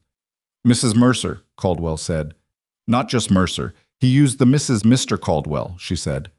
He looked at Elias for a moment, then back at her, making a quiet acknowledgement that she was the one he needed to speak to.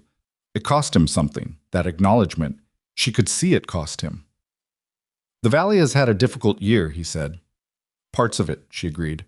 He almost smiled at that. Almost. "I want to discuss the water situation," he said. My holdings include the two main surface sources, the Upper Creek Feed and the West Spring. As you know, 6 ranches in the valley have agreements for access. "As I know," she said. "Those agreements are currently structured in ways that—" He paused, choosing words with care. "In ways that could be more efficient. I've been thinking about a revised arrangement, a water cooperative, essentially, where the costs and maintenance of the water infrastructure are shared across all the operations that benefit from it." Clara looked at him. "A cooperative," she said. "Yes. Where you retain ownership of the sources, but the cost of maintenance is distributed." A small hesitation. "The governance would be shared, but not the ownership." "The ownership is a matter of property law, Mrs. Mercer, which I don't think either of us can simply rearrange." She held his gaze. "I'm aware of what property law does and doesn't allow," she said. "I've been doing quite a bit of reading on the subject this past year." She paused. "What you're describing would reduce your maintenance costs while preserving your control of the primary sources. What does it offer the 6 ranches that they don't already have through their current agreements?" Caldwell was quiet for a moment. "Security," he said. "The current agreements are informal and county dependent. A formal cooperative structure would be legally binding and transferable." "The current agreements are already legally binding," she said, as Harold Fenwick was kind enough to clarify in writing. The name landed the way she'd known it would. Caldwell's expression didn't change much. He was too practiced for that. But something shifted in the quality of his stillness. "I'm aware of Fenwick's letter," he said. "Then you're aware that our position on the North Range access is secure," she said, "which means you're aware that the legal approach to the water question isn't going to produce the result you were hoping for." She paused. "Mr. Caldwell, I don't think you came here to talk about a cooperative structure in good faith. I think you came here because your position in this valley has changed, and you're trying to understand how much." The silence in the room was a particular kind of silence. Elias, beside her, was very still. Caldwell looked at her for a long moment. Then he said something she hadn't expected. "You're right," he said. She waited. "My position has changed," he said, with the deliberate quality of a man admitting something he spent considerable time refusing to admit. You've made it change." He looked at the county map on the wall rather than at her, which was the first sign she'd seen that he might actually be uncomfortable. "I underestimated the situation." "You underestimated me," she said. He looked back at her. "Yes." She let that sit for a moment. Not to make him feel it, that wasn't useful, but because it needed to be said and confirmed and left standing before they could move past it. "What is it you actually want?" she asked. He took a breath. "I want to stop," he said. "I want to stop this, whatever this has been for the past year. It's been expensive for both of us." "It's been more expensive for us than for you," she said. "Our feed barn burned." The moment stretched out. Caldwell looked at the map again. When he looked back, his face had the careful expression of a man walking near an edge.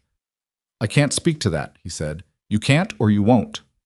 "I can't," he said, with a firmness that was also, she understood, the limit of what he would give.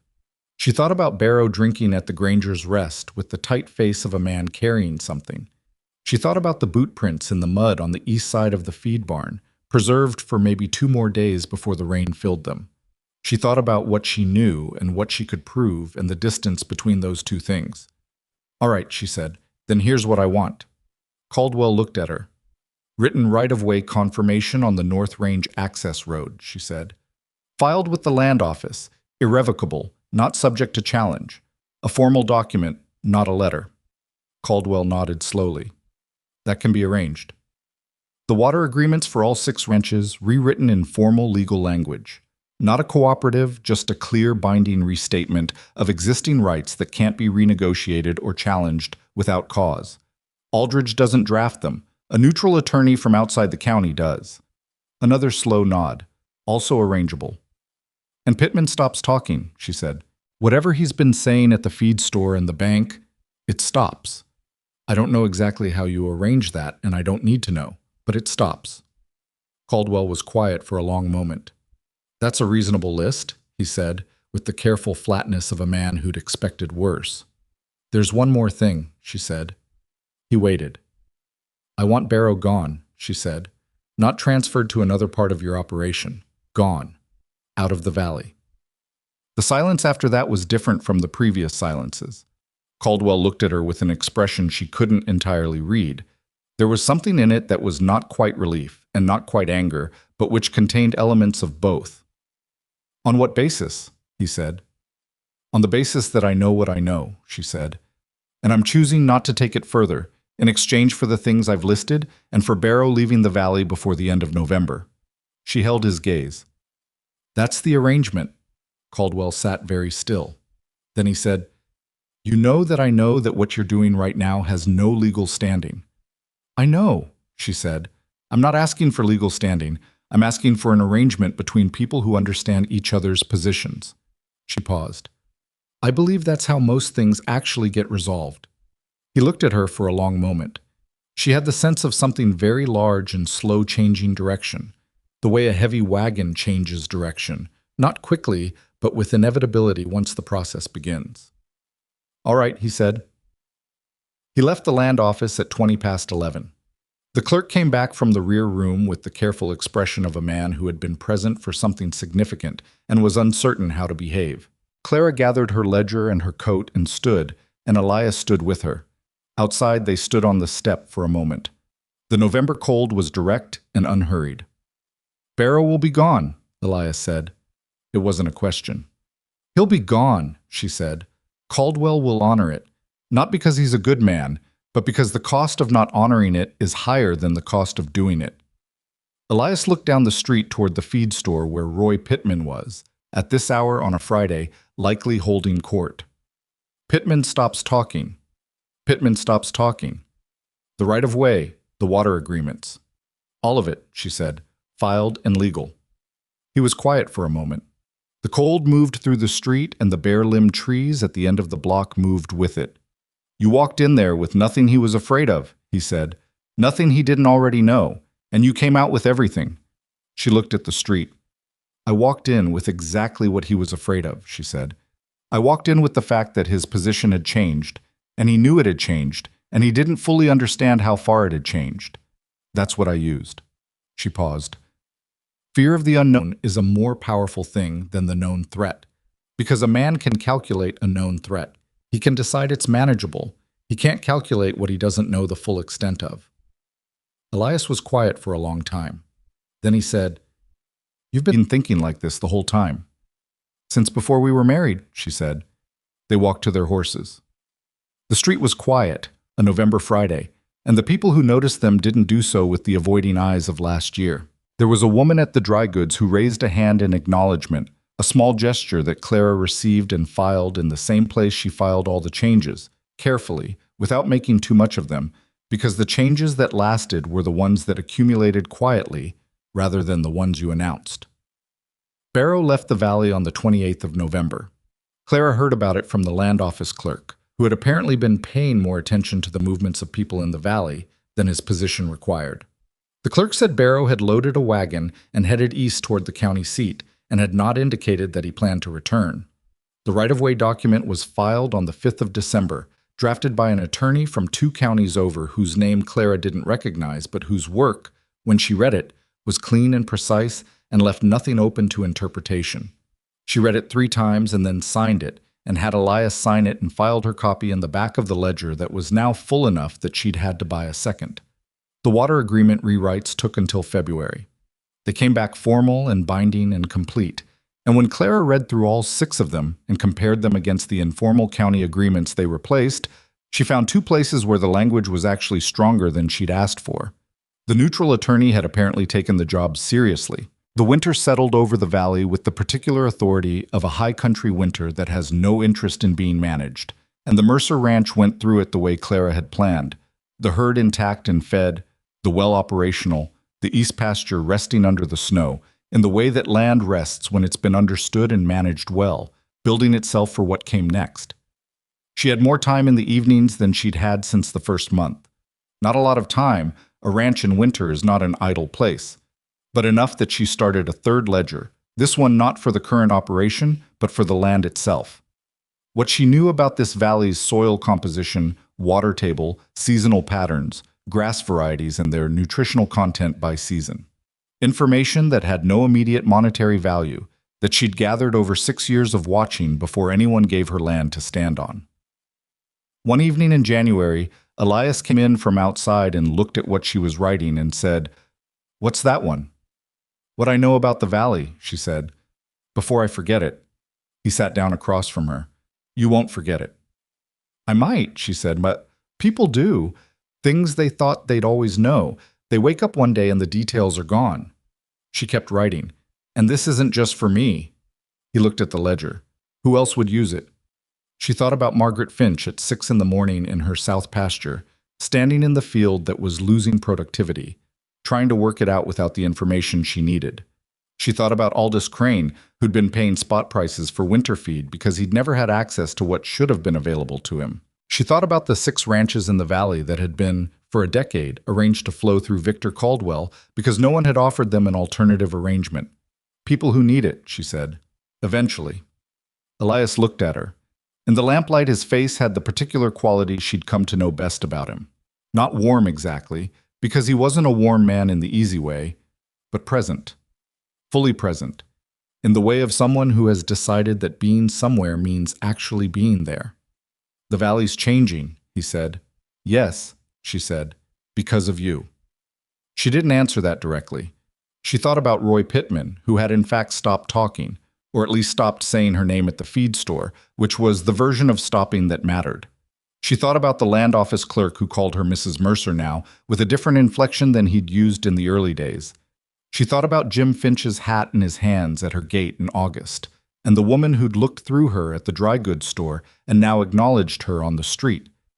"The valley's doing what valleys do," she said finally. "It's responding to what's actually in it."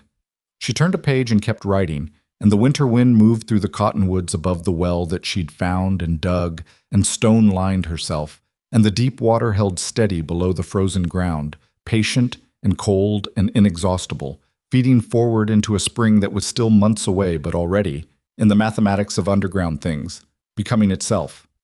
The third ledger filled by April. Clara hadn't planned for that. She'd thought it would take most of the year, that the writing would be slow and occasional, something she returned to in the gaps between the work that paid. But the gaps turned out to be longer than she'd expected, and the writing turned out to be something she needed more than she'd understood. And by the time the snow was breaking off the high ridges and the meltwater was feeding down through the ground to the well. At the cottonwoods. She'd filled the third ledger to its last pages with everything she knew about Blackridge Valley's land. Elias found her at the table on a Sunday morning in mid-April, staring at the last completed page with an expression he'd learned to read as something between satisfaction and unease. "Finished?" he said. "The ledger is," she said. "The knowing isn't." He poured his coffee and sat across from her. Outside, the spring was doing what it always did in the high country, advancing in fits and starts. 2 warm days followed by a cold night that made you wonder if winter had changed its mind. The east pasture was greening again, the third spring she'd watched it do this, and it was greening faster than either of the previous 2, because the soil work she'd done in year 1 was compounding in year 3 in the way that patient land management compounds, quietly and without announcement. "You need a 4th ledger," he said. "I need something bigger than a ledger," she said, and then stopped because the thought was still forming and she wasn't ready to say it yet. She let it form over the next 2 weeks, while the spring work absorbed her hands and the idea worked in the background. She moved the cattle to the North Range for the early grass, which was theirs now in a way that couldn't be disputed, the right-of-way document filed and irrevocable in the county records. She worked the irrigation channels to prepare them for the summer water distribution. She rode the fence lines with Elias on Saturdays, and they fixed what winter had broken and noted what needed more attention and talked, in the plain functional way they'd developed, about what the year needed from them. They talked about other things too sometimes, that had developed more slowly, the other kind of talking, and it was still not easy for either of them. They were both people who'd learned that the most important things were the things you did, not the things you said, and unlearning that even partially takes a long time. But it was happening. Elias had started, sometime in the winter, asking her what she thought about things that weren't the ranch, things he'd read in the county newspaper, things he'd heard in town, observations about people and their behavior that he turned over quietly and then brought to the table between them. She'd done the same. It was a small thing. It didn't feel small. On a Thursday evening in early May, she said what she'd been thinking. "I want to write something for the other ranchers in the valley," she said. "Not a letter. Something more formal. A document about the land, what I know about the soil composition across the different parcels, the water sources, and their seasonal patterns, the grass varieties, and what they tell you about the underlying ground." She paused. "Everything I've been putting in the ledgers, organized in a way that someone who didn't already know it could use." Elias looked at her over his coffee cup. "Who would use it?" he said. "Anyone who works land in this valley and can't afford to make mistakes," she said, "which is most of them." She thought about Margaret Finch's south pasture, about Aldous Crane's feed costs, about the 3 other ranches on the east side of the valley that she'd ridden past enough times to see the same kinds of soil problems repeating themselves in different locations, problems that could be addressed if you knew what you were looking at. "The information exists, it's in my ledgers, it's just not in any form that anyone else can access." "You want to share it," he said. "I want to make it useful," she said. There's a difference. I don't want credit for it particularly. I want the valley to be able to use what I spent 6 years figuring out." Elias was quiet for a moment. "Caldwell," he said. She understood the question. "Caldwell has his own land problems," she said. "He knows it. Whatever his feelings about us, sharing land knowledge with the valley isn't something he can stop, and it isn't something that hurts him directly. It just removes some of the information advantage he's had." She paused. "Which I think is appropriate." Elias looked at the window.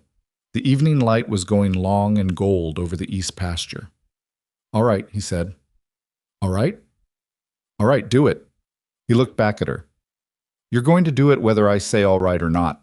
She almost smiled. "Probably." She spent May and June writing the document at the kitchen table after the day's work, with the ledgers open beside her and a discipline she hadn't applied to anything since the first days of mapping the water table.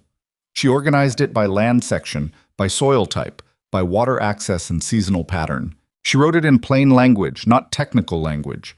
The language of someone who'd learned everything she knew from observation and practice rather than from school books, which meant it was the language that working ranchers could actually use.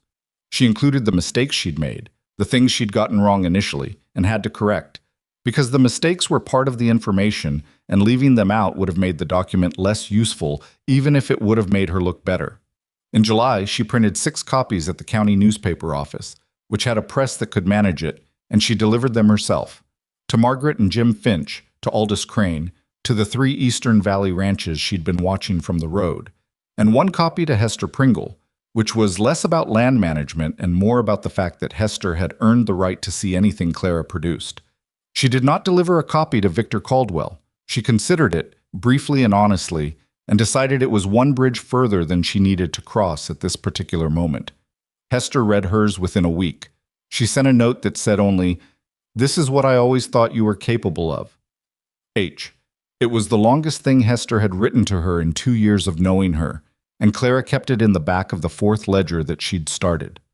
Jim Finch came to the ranch in late July with his hat, and an expression she'd come to associate with a man who has something he wants to say and isn't sure how to begin.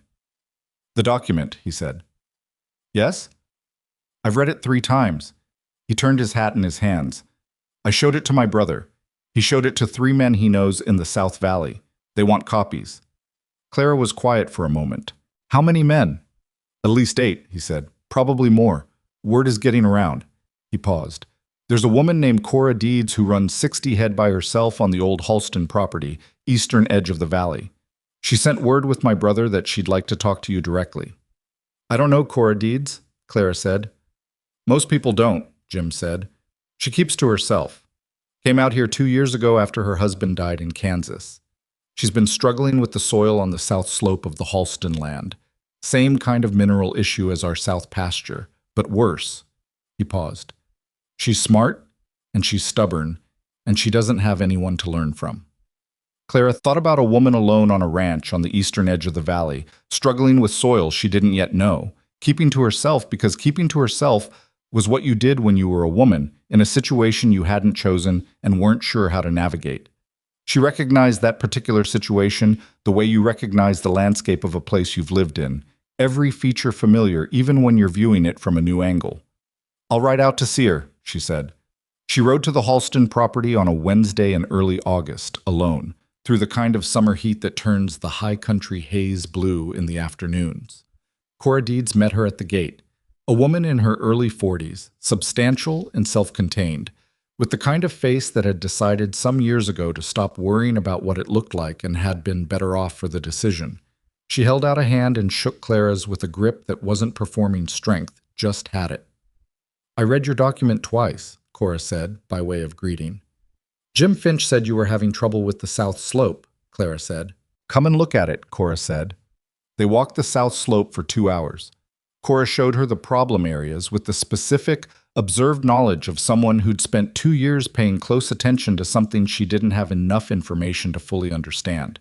She'd already tried 3 things, she said, none of which had worked the way she'd expected, and she explained what she'd tried and what had happened with a precision that told Clara she'd been taking notes of her own. Clara walked the slope and looked at the grass and crouched at intervals to look at the soil, and thought about what she was seeing in relation to the water table data she had for the Eastern Valley, which was part of what the document covered but not in the specific detail that this particular location required.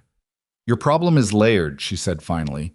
"The mineral imbalance that Finch had is here too, but it's complicated by a subsurface clay shelf about 18 inches down that's trapping the moisture and creating a cycle where the roots get waterlogged in spring and drought-stressed in summer because the clay isn't releasing the water consistently."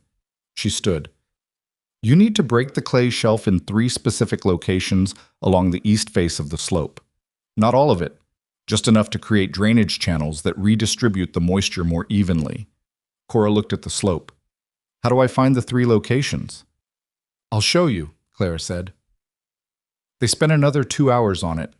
When they were done, Cora stood at the fence at the bottom of the slope and looked at the marks they'd made in the ground, and at the notes she'd taken in a small notebook with a focused, settled expression. "I've been trying to figure this out for 2 years," she said, not with bitterness, just as a statement of fact. "I know," Clara said. "I could see it in the grass from the road." Cora looked at her. "Why didn't you stop?" It was an honest question, and it deserved an honest answer. Because stopping and telling someone what's wrong with their land when they haven't asked it's presumptuous, Clara said. "I've had people presume to know things about me. I know how it feels." She paused. "You asked. I came." Cora nodded slowly. "I want to pay you for the consultation," she said. "No," Clara said. "Clara, no," she said again. "What I'd like, if anything, is for you to do what I've been doing. When you know something that someone near you needs to know, and they're ready to hear it, tell them." She paused. "The Valley has been running on people keeping their knowledge to themselves because sharing it didn't have a clear benefit. I want to change that." Cora looked at her for a long moment. "You're building something," she said. Clara thought about that. "I've been building something for a while," she said. "I'm just now starting to understand what it is." She rode home through the late afternoon heat, and what she understood, in the particular clarity that sometimes comes with physical tiredness in open space, was that what she'd been building wasn't the ranch. The ranch was real, and it mattered, and it was hers in a way that nothing had ever been hers before. But the ranch was the proof of something larger, and the larger thing was what the document was about, and what the conversation with Cora Deeds was about, and what Hester's note had named without quite naming, that a woman who had spent 30 years being told she had nothing to offer had in 2 years of being given room to work, produced something that the Valley actually needed. The question that nobody had thought to ask all those years was not whether she had worth. The question was what it cost everyone else that they couldn't see it. The summer cattle market was the best the Mercer Ranch had seen. They sold 40 head in August at prices that reflected an operation in good health rather than one in the desperate seller position that August sales usually implied, because their herd had grown steadily through a full year of proper nutrition and management, and the cattle showed it. The buyer, a man named Horace Wells, who came up from the south twice a year and had good eyes for stock, walked the east pasture with Clara, and then with Elias, and then came back and talked to Clara again. "How'd you get this out of this ground?" he said, looking at the grass, the same hardpan east quarter that 2 years ago had been considered worthless. "Patience and attention," she said, "and a well." "The well at the cottonwoods," he said.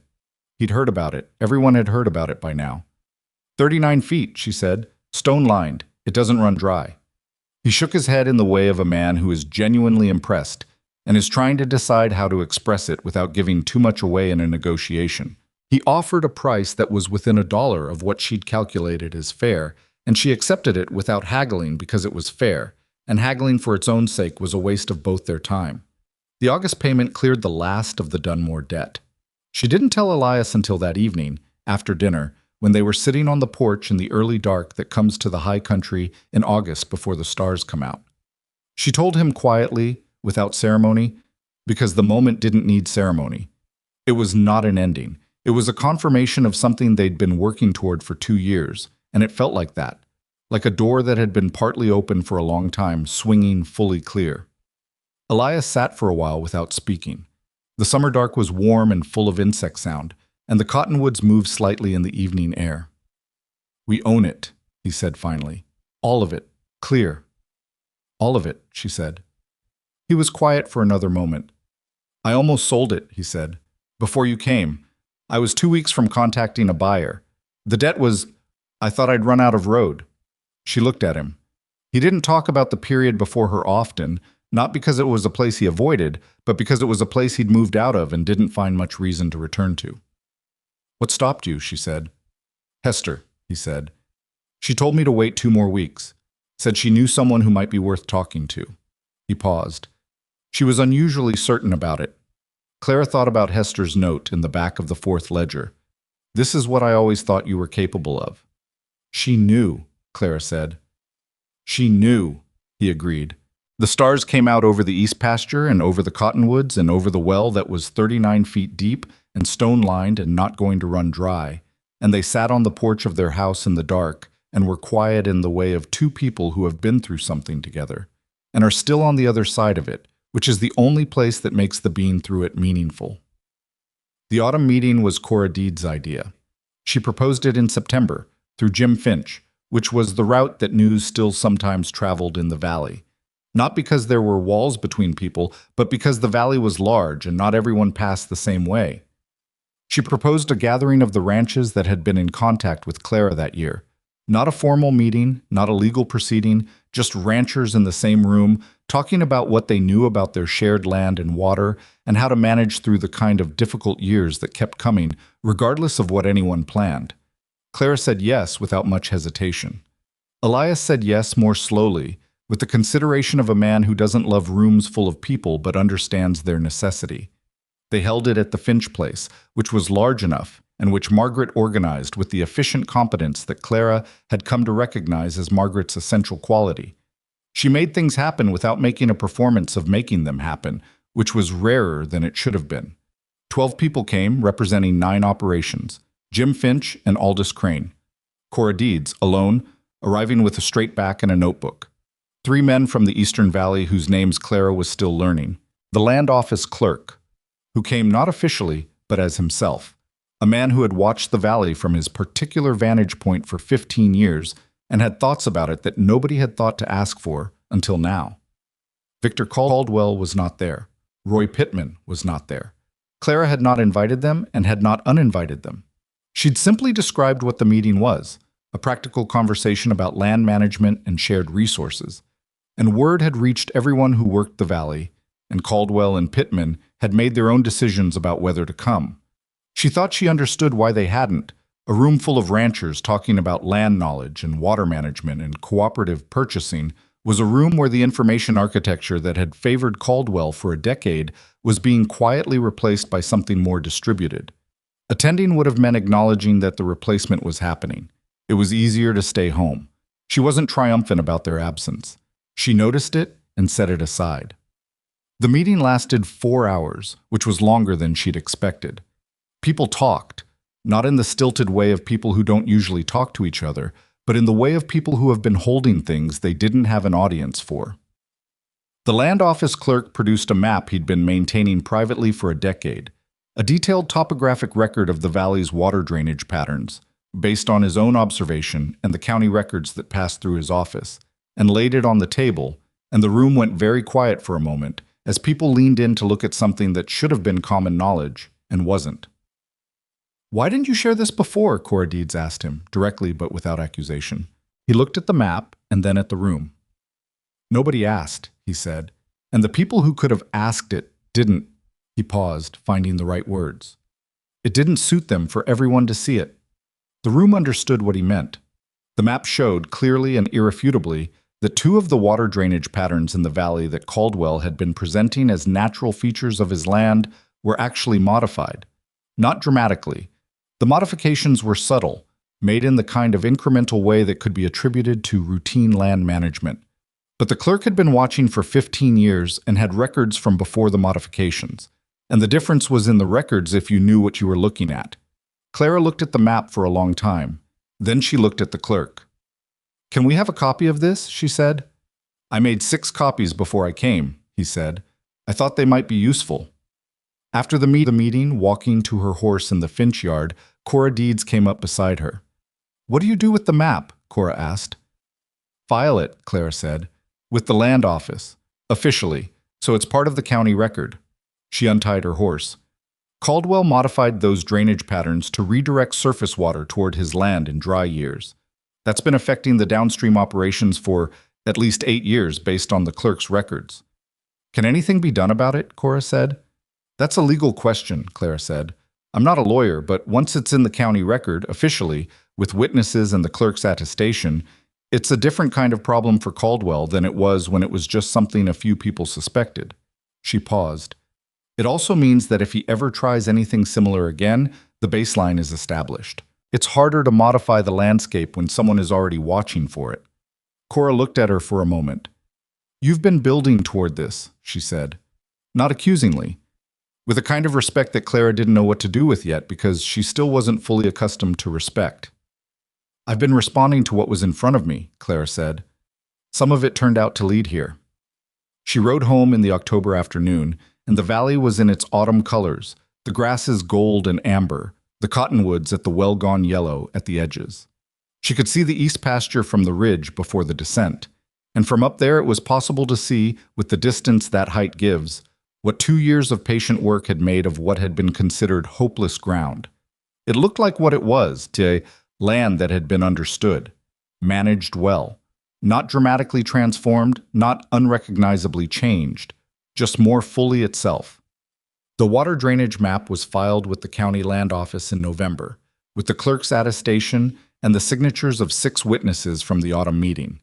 The filing generated a county inquiry that took most of the winter to resolve and produced, in the spring, a formal order requiring Caldwell to restore the original drainage configuration on the 2 modified sections of his land. The order was not a catastrophe for him. He had resources enough to absorb it. But it was public, and it was in the county record, and it was the kind of public accountability that lands differently than a private arrangement made in a land office on a November Friday morning. Pittman stopped coming to the feed store for most of that winter. When he came back in the spring, he was quieter, and the men around him were less inclined to treat what he said as the last word on anything. Clara heard about all of this the way she heard about most things now, through the channels that had been building since that first conversation with Margaret Finch in February of the year she'd arrived at the ranch. The channels were wider now. More people moved through them. The valley was not transformed. She had no illusions about that, had never wanted them. But its information was flowing differently, and that changed, quietly and practically, what was possible for the people in it. In the spring of the second year after the autumn meeting, Cora Deeds drilled a well on the south face of the Halston property. She used the water table data from Clara's ledgers, corrected for the Halston land-specific geology in a conversation she and Clara had over 2 days in February with the ledgers spread on Cora's kitchen table. The well hit water at 44 feet.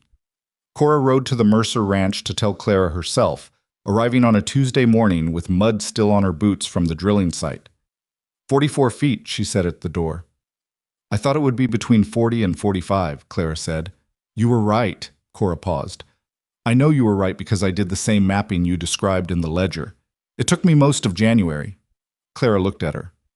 You did the full water table mapping? For the whole Eastern Valley section, Cora said. Not just my land.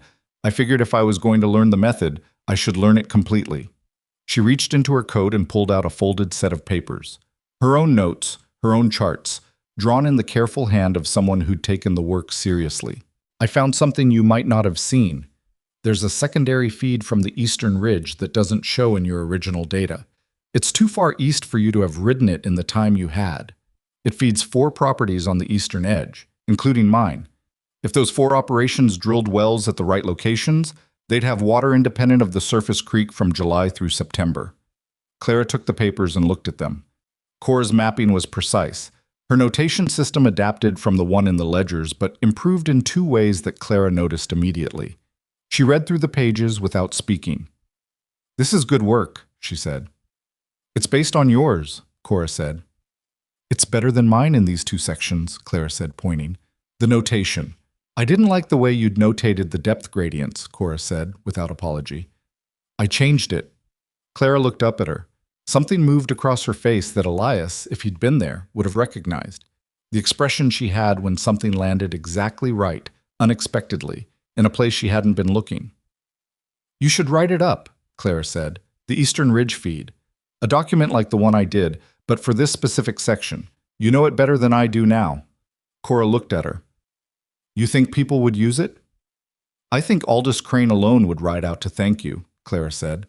His July and August water situation is the same problem you solved. Cora folded her papers carefully and put them back in her coat. I'll write it up, she said. She came back in April with 12 pages, clean and organized, and Clara read it at the kitchen table over a full evening while Elias sat across from her and read the county newspaper and the lamp burned between them. When she finished, she set it down and looked at the ceiling for a moment. She's better at the Eastern geology than I am, she said. Good, Elias said, without looking up from his paper. I mean it. I know you mean it, he said. That's what good means. You started something and now someone else is running further with part of it. He turned a page. That's how things are supposed to work. She thought about that for a while. It was a simple thing, what he'd said, and like most simple things, it was harder than it appeared. She'd spent enough of her life not being given room to work, that giving room to someone else, acknowledging openly that someone else's work exceeded hers in a particular area, required a conscious act of generosity she wasn't entirely certain she was capable of in the abstract. She was capable of it now. She could feel that she was. But it had taken 2 years and a cleared debt and a ranch that was genuinely, verifiably theirs, and a man across the table who read the county newspaper without needing to perform his confidence, and a valley that was starting, slowly and imperfectly, to use what it had always had in it. The Mercer Ranch went into its 3rd spring as a different thing than it had been at the start of the 1st. Not unrecognizably different. The house was the same, the land was the same land, the work was still the daily, grinding, unremarkable work of keeping animals alive and ground productive in a climate that was not arranged for human convenience. The east pasture was the east pasture, the well at the cottonwoods was the well at the cottonwoods. Elias still fixed fence posts on Saturday mornings, in a way that suggested the fence posts were personally failing him, and Clara still sat at the kitchen table past midnight with her ledger. When something was working out ahead that needed to be worked out on paper. But the people who came to the door were different, not the messenger on a horse with 30 days as an opening bid. Ranchers who knocked with their hats in their hands, not in the supplicant posture of people asking favors, but in the respectful posture of people seeking a conversation they'd decided was worth having. Women, occasionally, who'd heard about the land document or about Cora Deeds' Eastern Ridge mapping and wanted to know more. The land office clerk, who had become something close to a friend over the winter of the water drainage inquiry, and who brought the county records he thought they might find useful without being asked. Hester Pringle came in March, which was the first time she'd made the ride in 3 months, and she sat at the kitchen table with her coffee and her blanket over her legs. She felt the cold more now than she had, and she looked around the kitchen with the expression of someone arriving at a place they'd spent a long time imagining correctly. You're all right, she said. Not a question. We're all right, Clara said. The ranch is all right. The ranch is more than all right, Clara paused. Hester, did you know what would happen when you sent Elias to wait for me at the barn? Hester sipped her coffee. I knew what you were capable of, she said. I didn't know what would happen. Nobody knows what will happen. She set her cup down. I knew that you'd been watching this valley for 6 years and storing up everything you saw, and nobody had given you anywhere to put it. And I knew that Elias was going to lose his land if nobody helped him, and that nobody in the valley would help him, because helping him meant working harder than they wanted to for an outcome they didn't believe in. She looked at Clara steadily. I didn't know you'd find the water. I didn't know about the Fenwick letter or the cooperative purchase or the autumn meeting. I just knew you were capable of more than you'd been allowed to do. Clara was quiet for a moment. What if it hadn't worked? What kind of question is that? Hester said, with the mild impatience she used for questions she considered structurally flawed. If it hadn't worked, you'd have tried something else. That's what you do. That's what you've always done. She picked up her coffee again. The question isn't what if it hadn't worked. The question is what took the valley so long to make room for it to work. It was the question Clara had been living with for 2 years. For longer, really. For the whole of the time she'd spent watching land that wasn't hers, knowing things that nobody was asking for, understanding a place in which she had no standing. The question of why worth has to prove itself before it's acknowledged, and why the proving is so often required to be extraordinary when the ordinary version of the same worth was visible all along to anyone who chose to look. She didn't have a clean answer to it. She'd stopped looking for one. I asked if he knew of it, she said. I didn't ask him to order it. I know. He sat down. I ordered it. She opened the book. The introduction was dense and technical, and she was 3 paragraphs in before she looked up and remembered she was supposed to say something. Thank you, she said. Happy birthday, he said. She went back to reading. He got his coffee and sat across from her and read his newspaper, and the afternoon light came through the kitchen window and lay across the table between them, and outside the well at the cottonwoods was doing what it always did, feeding cold and steady from 40 feet below the surface, consistent in the way of things that are properly made and properly tended, not dramatic, just there, just continuing. She thought sometimes about the woman she'd been at Hester's boarding house, the one who kept ledgers nobody would see and watched land nobody had given her, who walked 7 blocks to her horse at a full controlled pace when what her chest was doing was something different entirely. She thought about her without the tenderness that people sometimes applied to their past selves as a way of making the past feel resolved. The woman in Hester's boarding house was not a less complete version of her, waiting to become real. She was real then too, completely real, with everything she would ever need already in her, waiting not for some transformation but simply for ground to stand on. That was what nobody understood, looking at her story from the outside. They saw the transformation, the unwanted woman becoming the respected one, the failing ranch becoming the valley's example, the woman nobody wanted becoming the woman the valley needed. They saw it as a becoming, as if she'd been incomplete before. She had not been incomplete. She'd been unplaced. The difference mattered more than she could easily explain, and she'd mostly stopped trying to explain it to people who hadn't lived it. But she thought about it often, in the way you think about something that is the load-bearing wall of your understanding of yourself. Carefully, with attention to whether it was still holding. It was still holding. In June, she started a 5th ledger.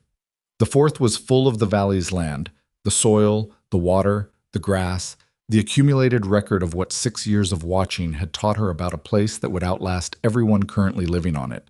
The 5th was something different. She wasn't entirely sure what yet.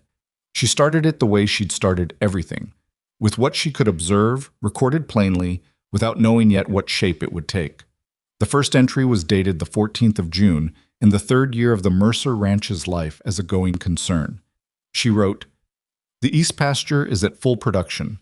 The well holds at 7 feet below ground level. We sold 32 head in the spring market at the best prices we've received. Elias fixed the north fence last Saturday in 4 hours. Cora Deeds is drilling a second well on the Halston property, eastern face, based on her own mapping." She paused. Then she wrote, 8 people in this valley know things they didn't know 2 years ago because someone with whom they had no relationship offered them information without asking for anything back, except that they do the same for someone else when they had the chance.